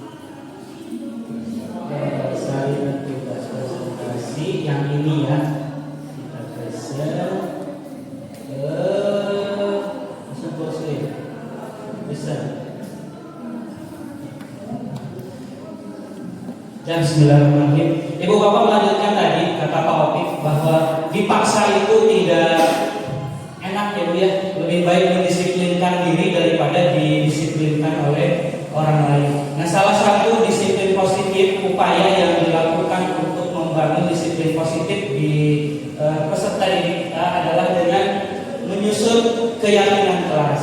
Biasanya yang kita susun di kelas adalah peraturan kelas. Nah, konsepnya sekarang di kontrol positif ini disebut dengan keyakinan kelas. Apa sebetulnya perbedaan antara peraturan dengan keyakinan? Barangkali Ibu Bapak ada yang ingin menyampaikan. Kalau peraturan itu sifatnya memaksa. Kalau keyakinan itu sesuai dengan kesepakatan dari seluruh kelas. Setuju ya Bu ya? Kesepakatan sehingga seperti tadi yang disampaikan Pak Taufik, yang muncul bukan dari eksternal tetapi dari internal peserta didik sendiri. Kemudian kalau peraturan biasanya sudah tiba-tiba ujung-ujung ada aja di kelas itu dari wali kelas, ini peraturan kelas. Tetapi kalau keyakinan kelas ini ada konsensi atau kesepakatan bersama. Nah, ini praktik baik yang sudah saya coba praktekkan kemarin di kelasnya Bu Isti ya, menyusun keyakinan kelas, dan nanti kita akan coba praktekkan bersama Bapak Ibu bagaimana cara menyusunnya. Yang pertama tahapannya adalah dengan merinci peraturan yang sudah ada di kelas. Ini contoh peraturan yang sudah ada di kelas ada 15, mulai dari jangan bullying, jangan per-peran di kelas, maksudnya itu jangan kelompok-kelompokan di kelas, jangan sikut-sikutan, tidak mencuri. Nah, berarti ini tanda sebetulnya di 11 TKP pernah ada pencurian karena menyampaikan ini.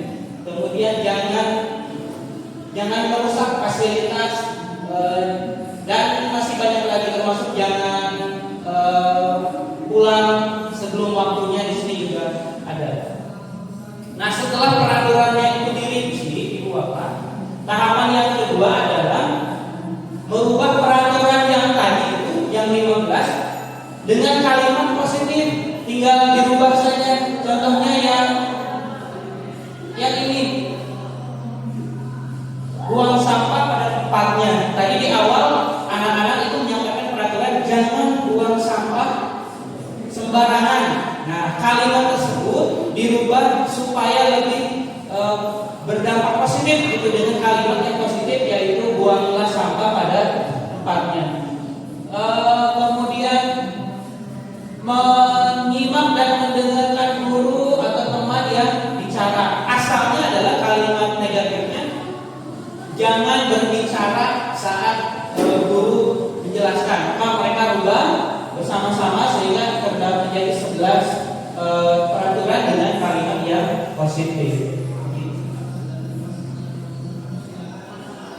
Tahapan berikutnya adalah mensarikan peraturan ke dalam kebajikan universal yang tadi. Kebajikan yang tadi boleh kebajikannya diambil dari profil pelajar Pancasila, boleh juga dari kebajikan universal yang lainnya. Nah, dari sekian banyak keyakinan yang tadi sudah dalam bentuk kalimat positif, disarikanlah contoh diambil kerjasama, kemudian tanggung jawab dan mandiri, menghormati guru dan teman, disiplin waktu belajar dan berpakaian, kemudian komitmen. Sehingga jadilah ini sebuah keyakinan kelas untuk mata pelajaran KKDKP di kelas 11 DKP 2. Begitu Ibu Bapak. Nah, apakah akan dipraktekkan langsung di sini Bapak? Kayaknya tidak perlu ya. Tidak perlu ya. Jadi bisa intinya 3 tahap itu menjadi keyakinan. Jadi bukan lagi peraturan dilarang, jangan. Keyakinannya cukup lebih abstrak ketimbang peraturan. Kalau peraturan itu sangat detail. Nah, kalau keyakinan lebih kepada kebajikan. Itu untuk keyakinan kelas. Nah, berikutnya terkait dengan 5 posisi kontrol guru, bahwa tadi Pak Taufik menyampaikan kita harus memiliki kontrol sebagai guru. Nah, ada 5 posisi kontrol sebagai guru. Yang pertama adalah ini 5 ya, ada menghukum, kemudian membuat merasa bersalah, sebagai manajer, sebagai teman, sebagai pemantau, dan harapan yang diinginkan dari kegiatan ini adalah sebagai manajer. Apa saja tanda-tanda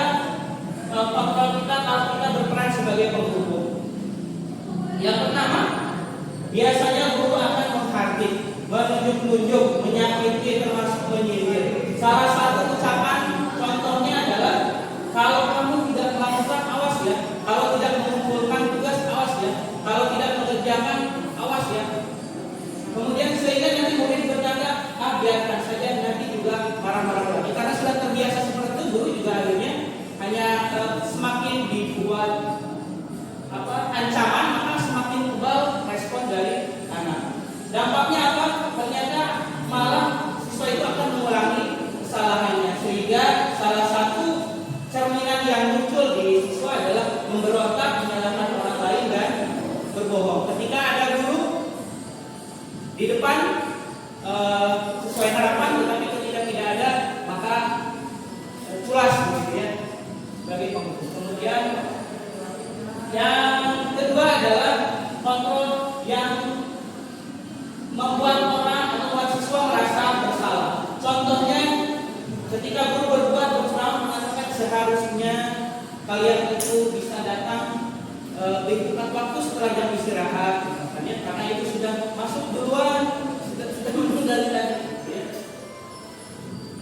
Seharusnya kamu sudah tahu itu adalah sekali ibu capek tahu habis latihan upacara Agustusan, habis latihan kobade, itu tadi disuruh kepala sekolah tahu bapak teh. Ya. Nah sehingga muridnya ya bu maaf, akhirnya bisa membuat siswa rendah diri dan hasilnya juga bisa berbohong ya, menyembunyikan ingatan dan berbohong. Nah ini yang ini sering saya praktekkan, tapi ternyata ini juga kurang tepat, yaitu menjadikan siswa sebagai teman ya, saking terlalu akrabnya gitu ya, sambil nongkrong gile, sambil akhirnya kebablasan. Silo. Guru berkata contohnya, ayolah lakukanlah demi ibu kan ibu kamar itu traktir bakso.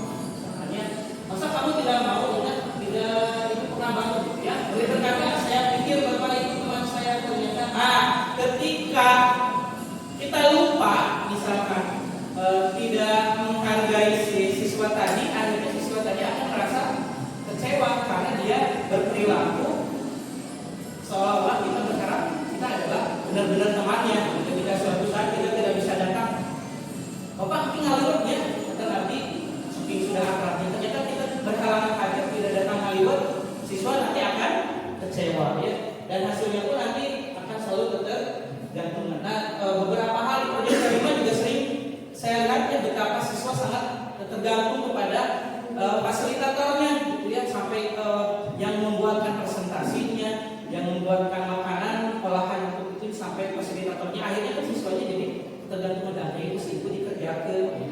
Ketika tidak jadi karena gurunya berhalangan, siswanya kecewa ini gitu si bapak si ibu deh ya. Dampaknya murid jadi lemah, tidak mandiri dan tergantung. Nah ini pemantau, dan ini kayaknya tadi yang dicontohkan oleh Taufik. Pemantau itu lebih sering berkata kepada peraturan, menghitung dan mengukur. Kenapa datang terlambat? Kamu tahu nggak peraturannya? Kita harus datang jam 7 peraturan. Kemudian termasuk ke dalam mungkin sistem poin ya. Tahu nggak? Udah kamu datang terlambat, poin kurangi 7. Sehingga nanti murid biasanya perilakunya malah berfokus pada berapa banyak bintang yang harus saya dapatkan, berapa halaman yang harus saya tulis, apa saja yang harus dilakukan gitu ya. Pokoknya dampaknya adalah menitik beratkan pada konsekuensi atau hadiah untuk dirinya, sehingga hasilnya menyesuaikan diri bila diawasi. Kalau tidak diawasi, alhamdulillah. Kalau ada apa? Ya sudah terbayar. Nah, ini harapannya adalah sebagai manajer dengan mengajukan pertanyaan-pertanyaan tadi sudah dicontohkan sama Topik. Ketika ada siswa yang terlambat, sebaiknya seperti apa pertanyaan yang diajukan ya. Apa yang kita yakini, yang kita yakini itu adalah kembali ke keyakinan kelas tadi. Apa yang bisa kau kerjakan untuk memperbaiki masalah ini? Kemudian bagaimana ya cara saya bisa memperbaiki keadaan untuk murid. Hasilnya adalah nanti perilaku pribadi siswa yang kuat. Nah ini ada tabel tanda-tanda ya, yang pengelompokan dari kontrol guru tadi.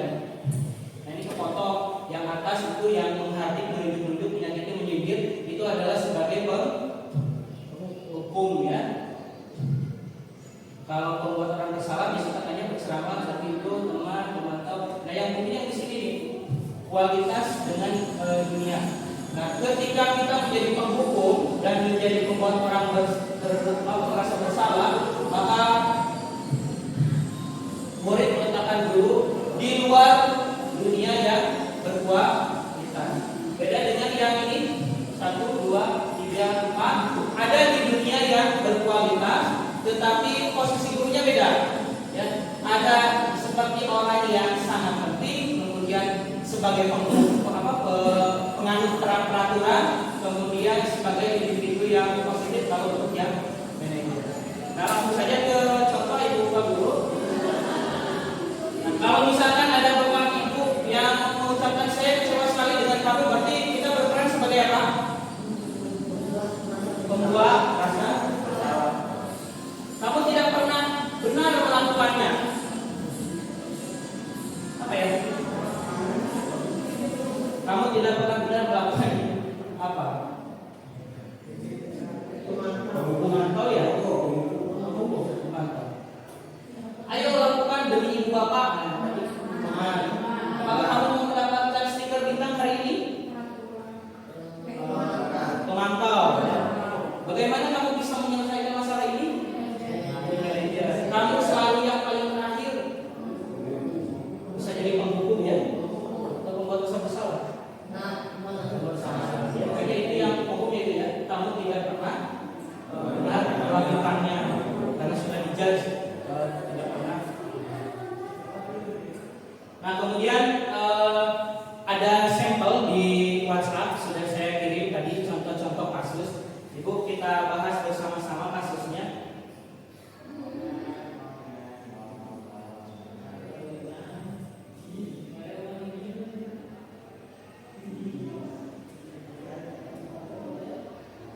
Ini ya, kita tampilkan ya.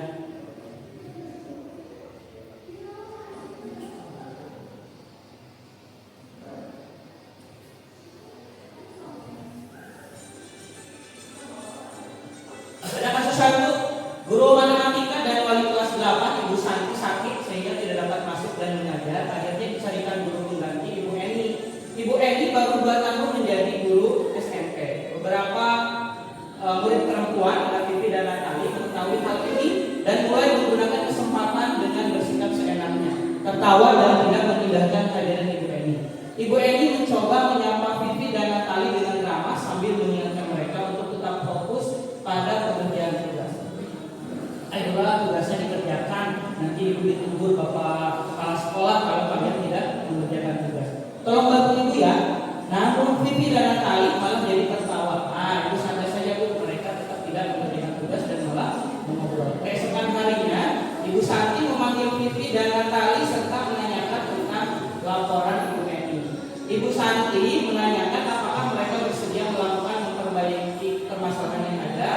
Vivi dan Natali sempat ragu-ragu dan membela diri, namun pada akhirnya mengatakan akan meminta maaf. Ibu Santi menanggapi bahwa tindakan itu boleh saja dilakukan bila mereka sungguh-sungguh ingin meminta maaf. Namun Ibu Santi menanyakan kembali apa yang mereka bisa lakukan untuk menggantikan rasa tidak dihormati Ibu Santi. Baik Vivi maupun Natali mengakui bahwa perilaku mereka tidak sesuai dengan keyakinan kelas. Ibu Santi melanjutkan kembali apa yang akan mereka lakukan untuk memperbaiki masalah. Nah, apakah ada gagasan? Ya. Akhirnya, setelah berpikir sejenak, Natali dan Vivi mengusulkan bagaimana kalau mereka mengadakan sebuah diskusi kelompok dengan teman-teman sekelasnya. Tema yang mereka pilih adalah penerapan keyakinan kelas, terutama tentang sikap saling menghormati dan bagaimana penerapannya di kehidupan sehari-hari di sekolah. Usulan kedua adalah mengirim email kepada Ibu Eni tentang gagasan mereka tersebut. Mereka pun memberitahu Ibu Eni bahwa mereka telah memberitahu kepala sekolah bahasan bila lain waktu ada ketidakan guru, maka mereka akan mengusulkan Ibu Eni sebagai guru pengganti. Nah, ada pertanyaan di sini ya. Pertanyaannya adalah, oh iya maaf Ibu, ternyata saya terlewat. Harusnya saya sampaikan dulu tentang ini segitiga restitusinya. Nah, apa itu segitiga restitusi? Ya Allah,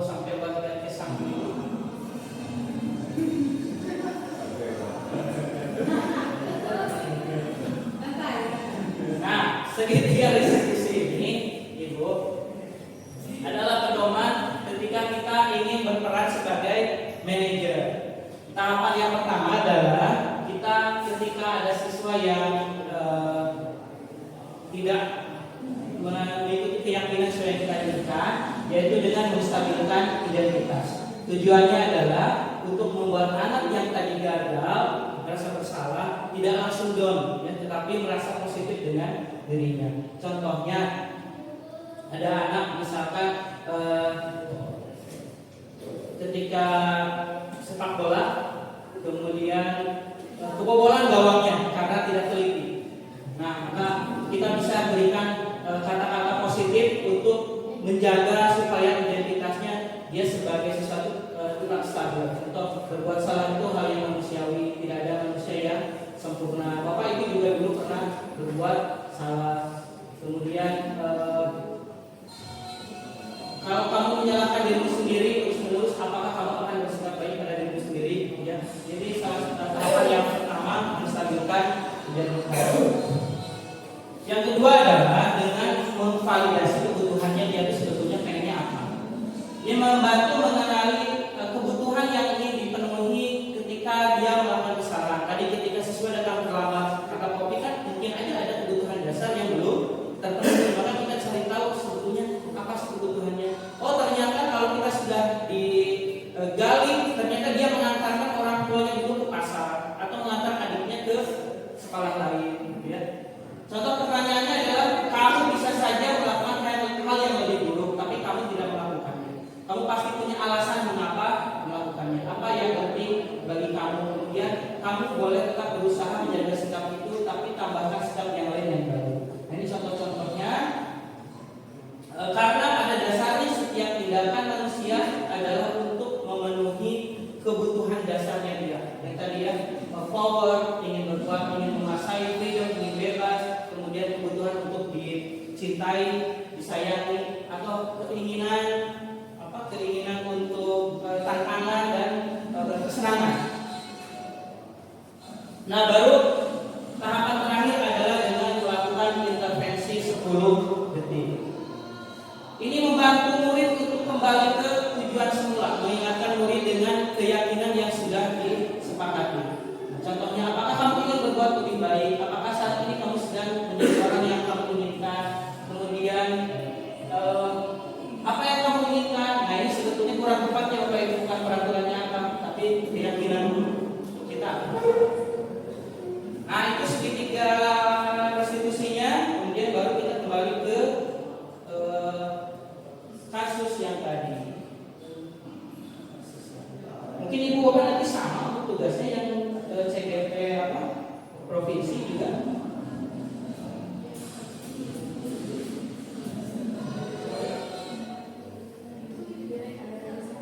Nah ini sebetulnya jawabannya sudah ada. Dalam kasus yang tadi, langkah-langkah restitusi apa yang sudah dijalankan oleh Ibu Santi? Langkah restitusi kan ada 3 ya. Menstabilkan identitas, validasi tindakan, dan menanyakan keyakinan. Menstabilkan identitasnya tadi ada ya, Ibu Santi berusaha untuk memperbaiki masalah yang terjadi dengan menanyakan kepada diri tentang kesediaan mereka untuk memperbaiki permasalahan yang ada. Kemudian validasi tindakannya salahnya ada, menanyakan laporan Ibu Eni kepada Vivi, benar nggak Bu Eni laporannya tadi? Ya. Dan menanyakan keyakinan, apakah perilaku mereka sesuai dengan keyakinan kelas.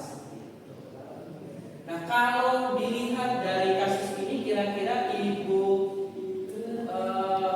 Eni berperan sebagai apa ya? Ibu Eni.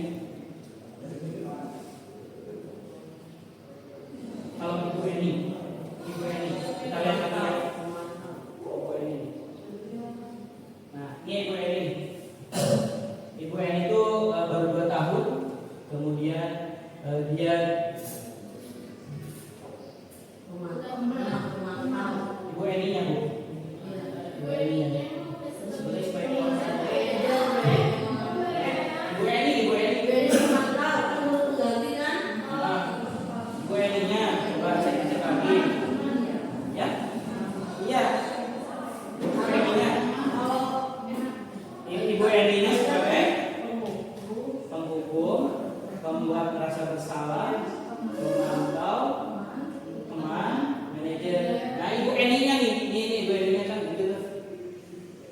Reni menyapa Pipi dan tadi. Ayolah, biasa dibiasakan sih, ibu ditegur. Kalau ibu Santinya,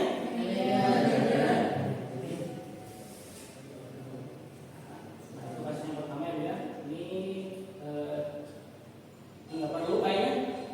Ini juga nggak perlu kayaknya. Ini juga nggak perlu. Nah, sekarang kasus kedua. Ini Sabrina. Ini mah mohon ibu bapak dan yang berpendapat ya. Sabrina hari itu bangun terlambat, terburu-buru sampai di sekolah. Dia akhirnya sampai di gerbang sekolah. Baru sadar kalau tidak menggunakan sepatu hitam seperti tertera di peraturan sekolah. Di depan pintu kelas ada Pak Lukman. Sabrina kok pakai sepatu coklat gitu ya. Sabrina menjelaskan bahwa dia terburu-buru dan salah menggunakan sepatu. Pak Lukman menanyakan ke Sabrina, Sabrina itu peraturan sekolah tentang seragam kamu tahu nggak? Sabrina menjawab, sudah mengetahui sepatu harusnya berwarna hitam Pak. Namun terburu-buru salah menggunakan sepatu. Selain itu kembali pulang karena rumahnya jauh sekali. Pak Lukman tetap bersikeras kepada peraturan yang berlaku dan mengatakan, ya sudah, kamu sudah melanggar peraturan. Kamu salah. Sudah terlambat, salah pula warna sepatunya. Segera buka sepatumu kalau tidak bisa mengenakan warna sepatu sesuai peraturan. Nah, kalau dilakukan seperti apa? Kenapa, Bu?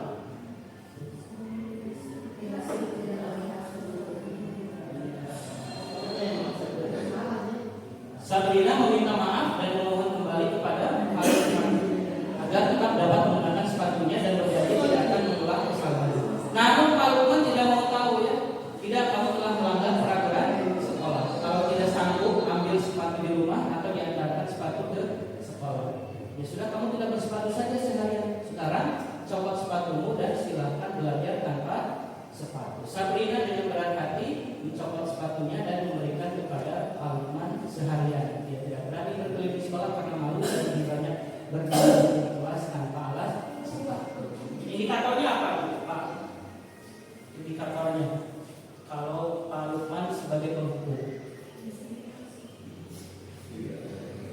Tidak ada toleransi. Tidak mau benar. Tidak ada toleransi.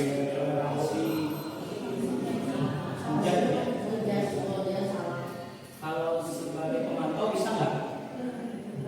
Tidak. Enggak.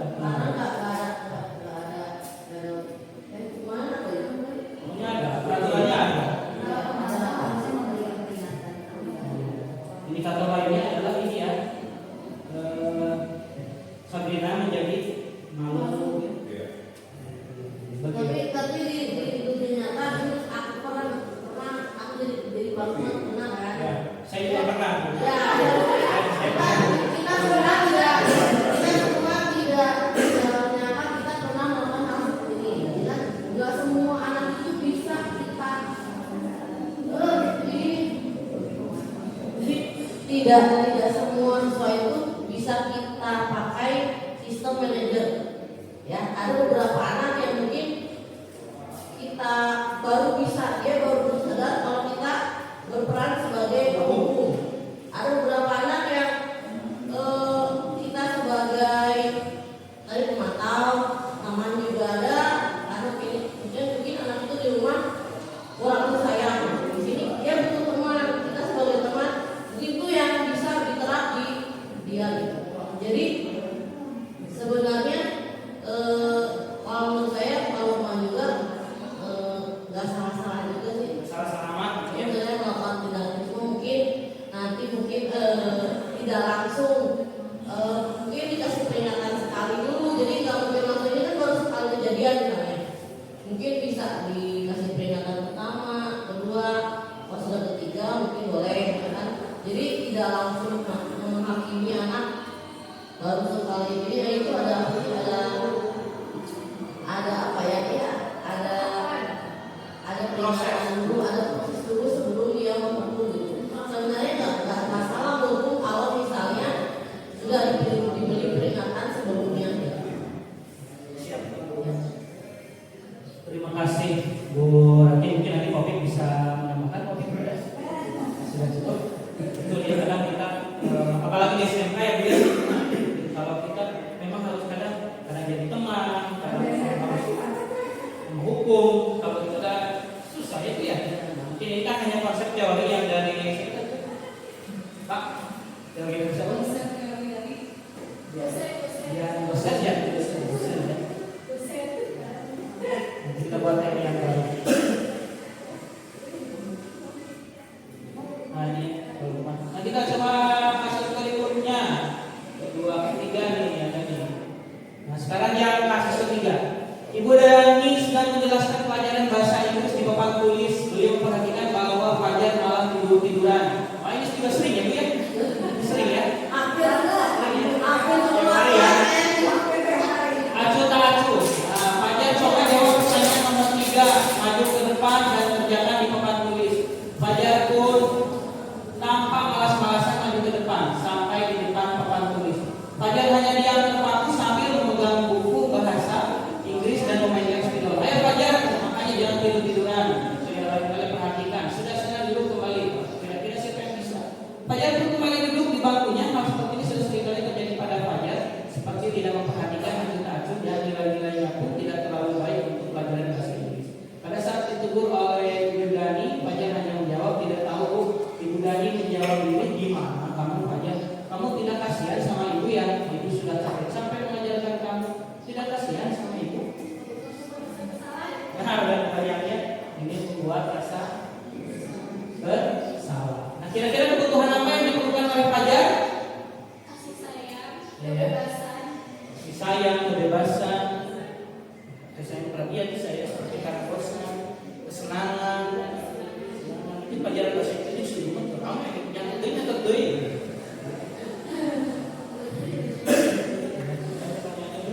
Budani ini ya terakhir Bu, alhamdulillah ya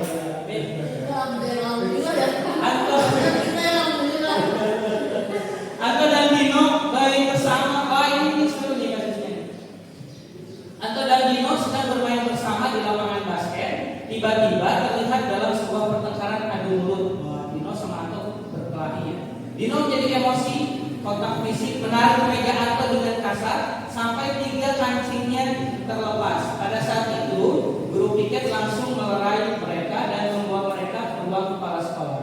Ibu Suti sebagai kepala sekolah berupaya menenangkan keduanya, terutama Dino. Dino, sepertinya kamu saat ini sedang marah sekali. Wah, dari kalimat ini sudah jelas ya menurut POV adalah sebagai manajer. Mendengar itu, Dino pun mengalir bercerita tentang kesalahan hatinya. Ibu Suti melanjutkan bahwa membuat kesalahan adalah hal yang manusiawi. Berarti ini proses apa di segitiga restitusi itu? Menstabilkan. Membuat kesalahan adalah hal yang manusiawi dan mempertahankan diri adalah hal yang penting. Namun meminta Dino memikirkan cara lain yang mungkin lebih efektif. Berarti itu tahap ketiga. Validasi. 3 ya. Yang ketiga maksudnya cari solusi kan? Yang keduanya ada mungkin itu Bu. Kita cari nanti ya.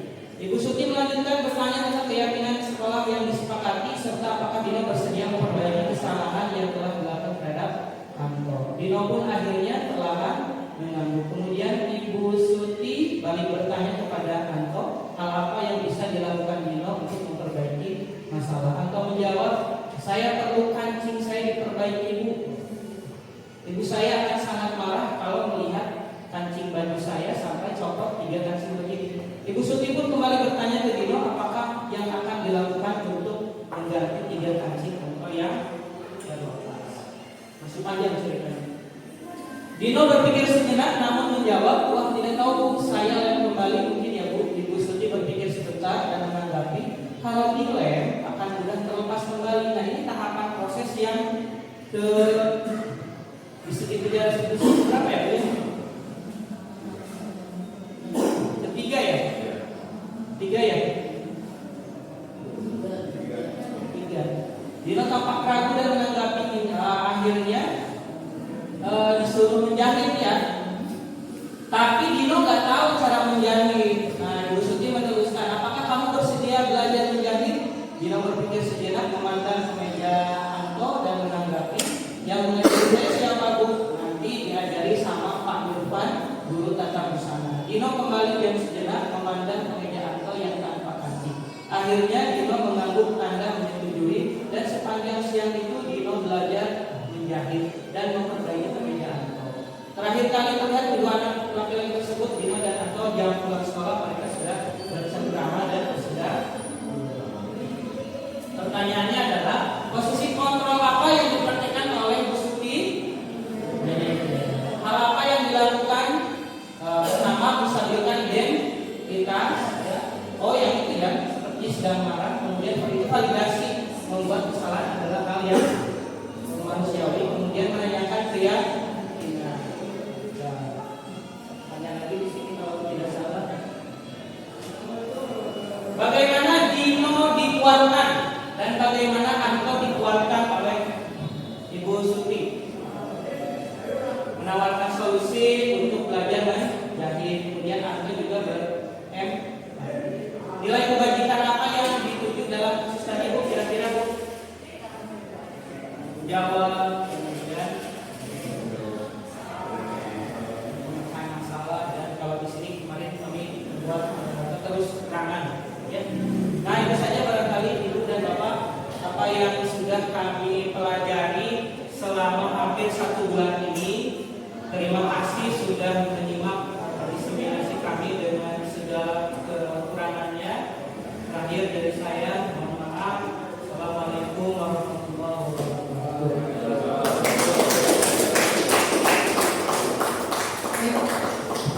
Terima kasih kepada Pak Ibu. Sangat luar biasa ya.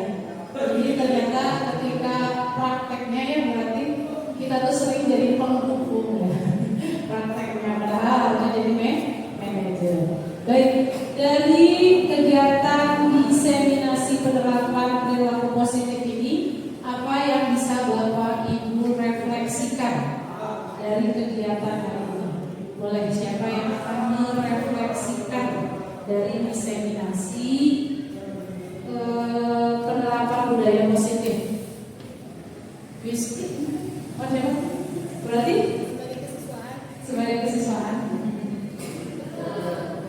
Ya mungkin sedikit ya karena mungkin kita nggak hanya saya yang Bapak Ibu juga mengalaminya di sekolah gitu ya.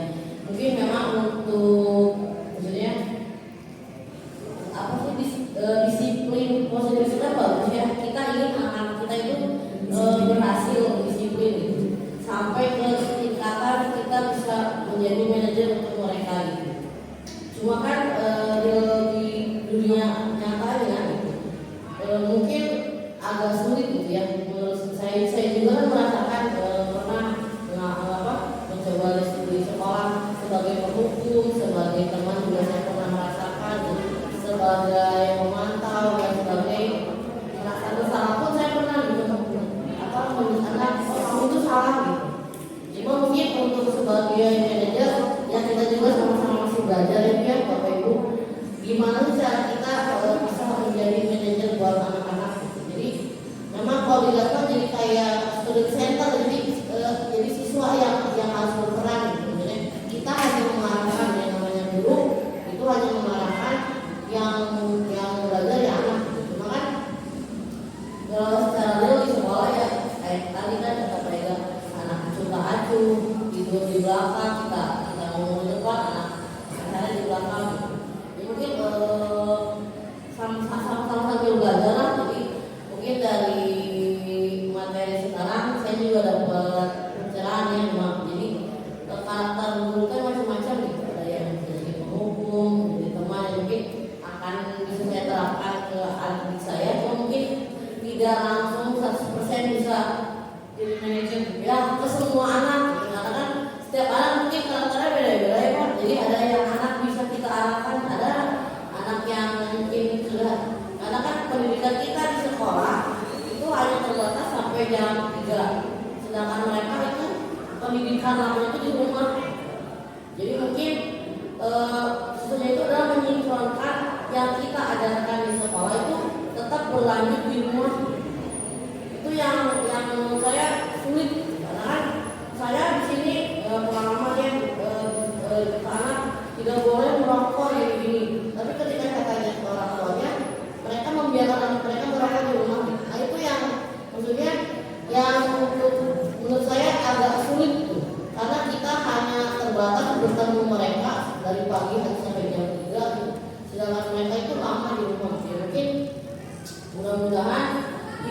tidak hanya ke guru, maksudnya gitu ya, ke orang tua pun maksudnya sendiri kita infokan karena kita menuntut anak harus menjadi gini-gini di sekolah, tapi orang tua misalnya beda mungkin terima topik Pak Ega mestinya nggak hanya ke guru tapi ke orang tua juga, jadi orang tua juga atau guru anaknya teh berusaha seperti ini gitu, mohon dibantu dikondisikan di rumah pun yang saya sama dengan di sekolah, mungkin itu sih Pak.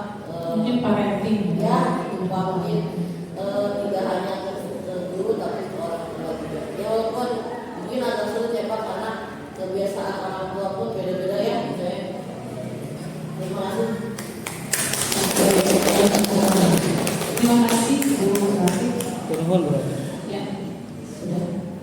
Barangkali berikutnya Barangkali ada yang mau menambahkan atau yang menambahkan refleksi dari kegiatan hari ini. Silakan Bu. Baik, terima kasih atas kesempatannya. Kalau untuk saya pribadi, berterima kasih ya Bu ya kepada Pak Topi dan kepada Pak Ega dari hasil diseminasi ini membuat kita sebagai guru-guru menjadi terbuka dan mendapatkan pemahaman yang lebih. Ternyata selama ini kita belajar menjadi belajar menjadi guru itu belum menjadi guru yang baik gitu ya, karena kita sebagai penghukum atau bahkan pembuat rasa bersalah.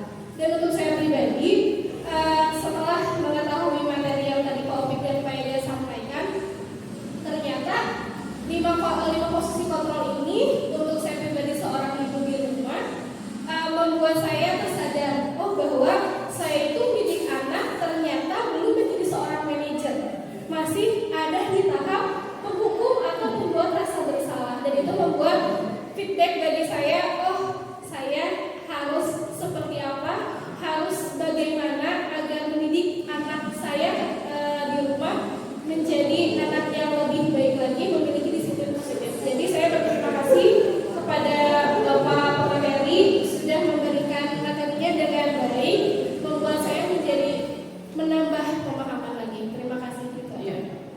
Baik, terima kasih. Boleh tepuk tangan. Terima kasih. Ya, iya. Mungkin ada tambahan dari Pak Opik? Cukup. Cukup ya, ya. Baik, kalau dari saya pribadi mungkin betul. Ternyata jadi guru itu berat ya.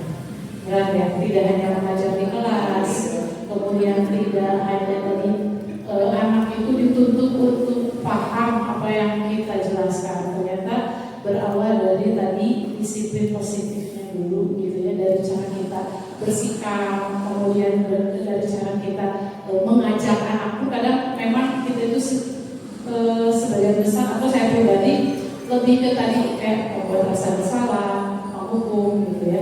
Mungkin dengan adanya ini terbuka gitu ya. Ternyata apa yang sudah saya lakukan selama ini kurang tepat gitu diterapkan kepada anak didik saya. Mungkin seperti itu. Baik, untuk acara cukup ya, Robin. Untuk acara selanjutnya mungkin ditutup oleh doa kepada Pak Cece. Waktu dan tempat kami persilakan.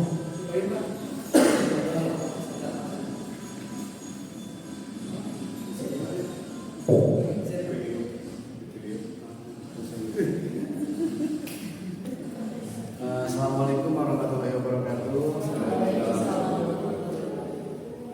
Semoga dengan pembelajaran ini kita mendapatkan ilmu yang bermanfaat dan penuh keberkahan, dan semoga amal ibadah kita dalam mendidik anak diterima oleh Allah SWT.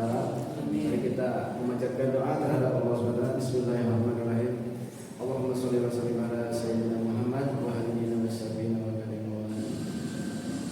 Amin ya Allah ya rabbal alamin. Allahumma ighfir lil muslimin wal muslimat wal mu'minin wal mu'minat al-ahya'i minhum wal amwat bi rahmatika ya arhamar rahimin. Rabbana atina min ladunka rahmah wa hayyi lana min amrina rashada. Rabbana zalamna anfusana wa illam taghfir lana wa tarhamna lanakunanna minal khasirin. Rabbana atina fid dunya hasanah wa fil akhirati hasanah. Subhana rabbika rabbil izzati amma yasifun.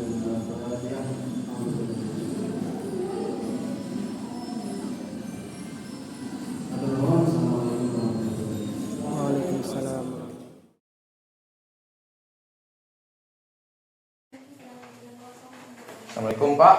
Waalaikumsalam wabarakatuh. Oke, gimana? Good, kabarnya? Apa sehat? Alhamdulillah Pak, baik Pak. Gimana Bapak Pak? Alhamdulillah baik juga ya. Oh ya Bud, Bapak ingin sebentar ya bicara sebentar dengan kamu ya. Boleh ya? Boleh, Pak. Bapak dengar dari guru matematika Bu Nani, katanya kamu sering mengabaikan tugas yang diberikan ya.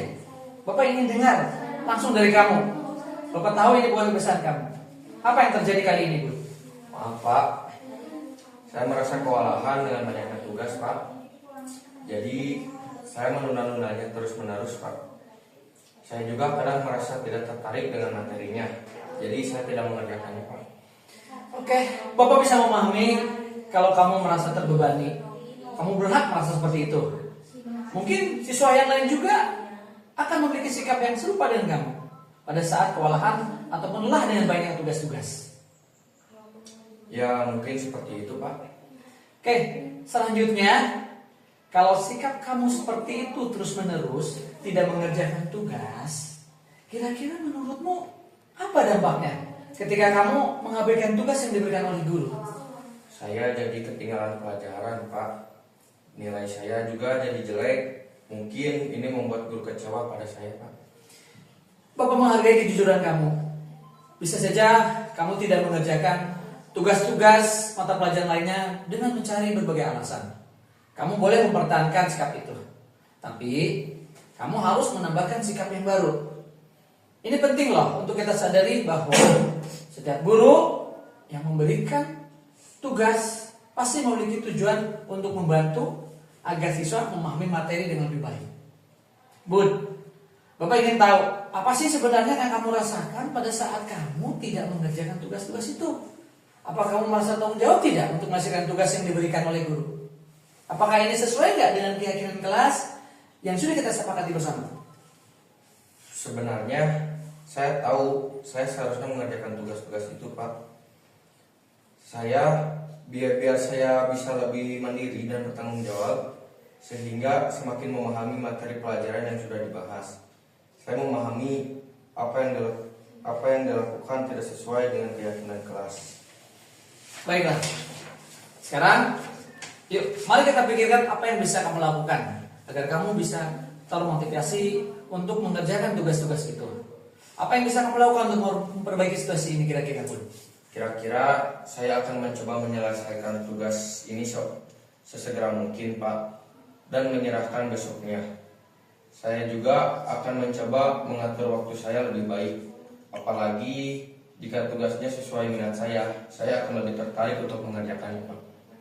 Kalau begitu, Bapak akan membantu kamu dengan memberikan panduan bagaimana mengatur waktu dengan lebih baik. Kita bisa membuat rencana harian agar kamu tidak kewalahan lagi dengan tugas-tugas yang ada. Terus, bagaimana kalau kita mulai berdiskusi dengan guru-guru yang ngasih tugas? Supaya apa? Supaya guru-guru bisa memberikan tugas itu relevan dengan minatmu. Saya rasa itu sangat membantu Pak. Saya akan coba lebih baik dan lebih bertanggung jawab mengerjakan tugas-tugas yang diberikan. Bapak senang kamu mau mencoba memperbaikinya, Bud. Yang penting adalah kita bisa kerjasama menemukan cara yang terbaik untuk kamu. Jika kamu merasa kesulitan, ingat ya, kita bisa berdiskusi dengan Bapak sebagai wali kelas. Kalau begitu, kamu boleh meninggalkan ruangan ini. Baik Pak, terima kasih. Ya. Kalau begitu saya pamit dulu Pak. Ya. Makasih ya. Siap.